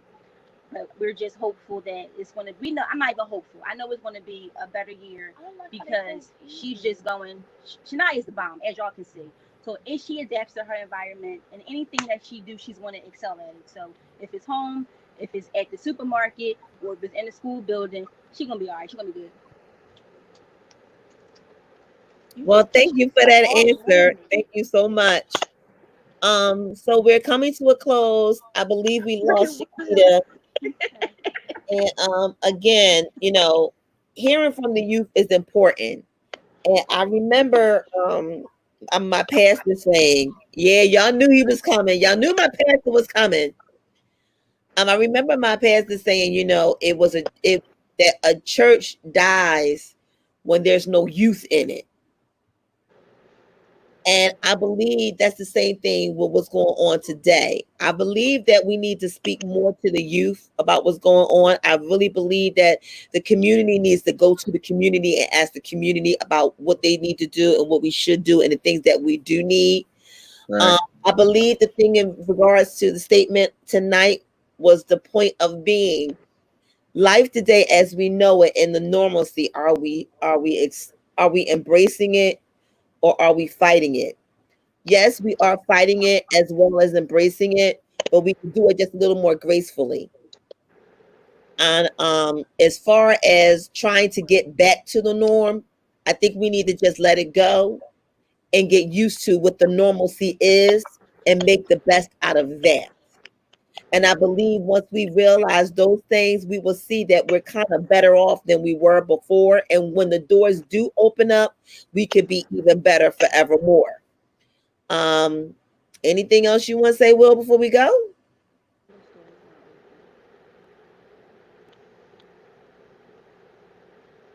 Well, I don't know if we lost Will. Will may be frozen. I'm not sure. No, his eyes open. He asleep. No, I think his screen is frozen. Well, I don't know. I think I could speak for my brother at this point of saying good night to everyone. Again, we want to thank you for coming on with us tonight on the No BS Duo Show. And we look forward to being with you again. And we shall see you soon. We want to make sure that we want to thank everybody that came through. We want to thank Miss Naya, Miss Boss Lady. Thank you for coming through. We want to thank Miss Shakita Gaines from the Philadelphia Homeless School as president. And we want to thank you because we could not have done it without you. So, on that note, you know what time it is. It's time for us to say good night. And we can't say good night without our faithful, faithful, faithful song of the evening. There we go. You want to say good night? Pause the music. Pause the music. Pause the music. I'm so sorry about that. My computer shut right off. But yes, beautiful show tonight. I'm on my iPhone now. We got to keep up with the youth. We got to listen to the youth, and we definitely got to keep things going. I think that people, when it comes down to the normalcy, you're absolutely right. There's never going to be the normal that it once was. You can forget that. So right now, people need to embrace that, respect that, and move forward with what's, like you said earlier, take each day one day at a time and adapt to what's going on. That will make life a little bit better instead of fighting. And that's all I got to say. That's right. We need to stop fighting. And one real valuable point that the boss lady, little Naya, said was, don't be confused with black on black crime. It's not black on black crime. It's fighting in your environment and fighting to survive. Not condoning it, not condoning it at all, because there is a different way that we can do it. We can respect each other, for number one. We can start loving each other and respecting each other. You don't like something that somebody said or somebody is doing. It's like I say when it comes to my posts, you have options. But don't let the option be to use a gun. Don't play God. Because when you pick up that gun and you play God, then it comes and turns back on you. And now somebody is getting ready to play God on your destiny, whether it's going to be to the jail or whether it's going to be to the grave. I'd rather it be that you just walk away to see another day. So again, we've come into a closing of another segment of the No BS Duo Show with the brother and sister duo. So again, we can't do this without you. So we thank you for tuning in. We love you. And if there's anything you want to know, you can always come and find out on the BS Duo Show. So on that note, I think it's time that we can say goodbye, because we do hate to leave you. Because you know why? Because I love you so. Good night, sweetheart. Well, it's time to go. Good night, sweetheart. Well, it's time to go. I hate to leave you, but I really must say, oh, good night, sweetheart. Good night. Good night, sweetheart. Good night. Good night, sweetheart. Good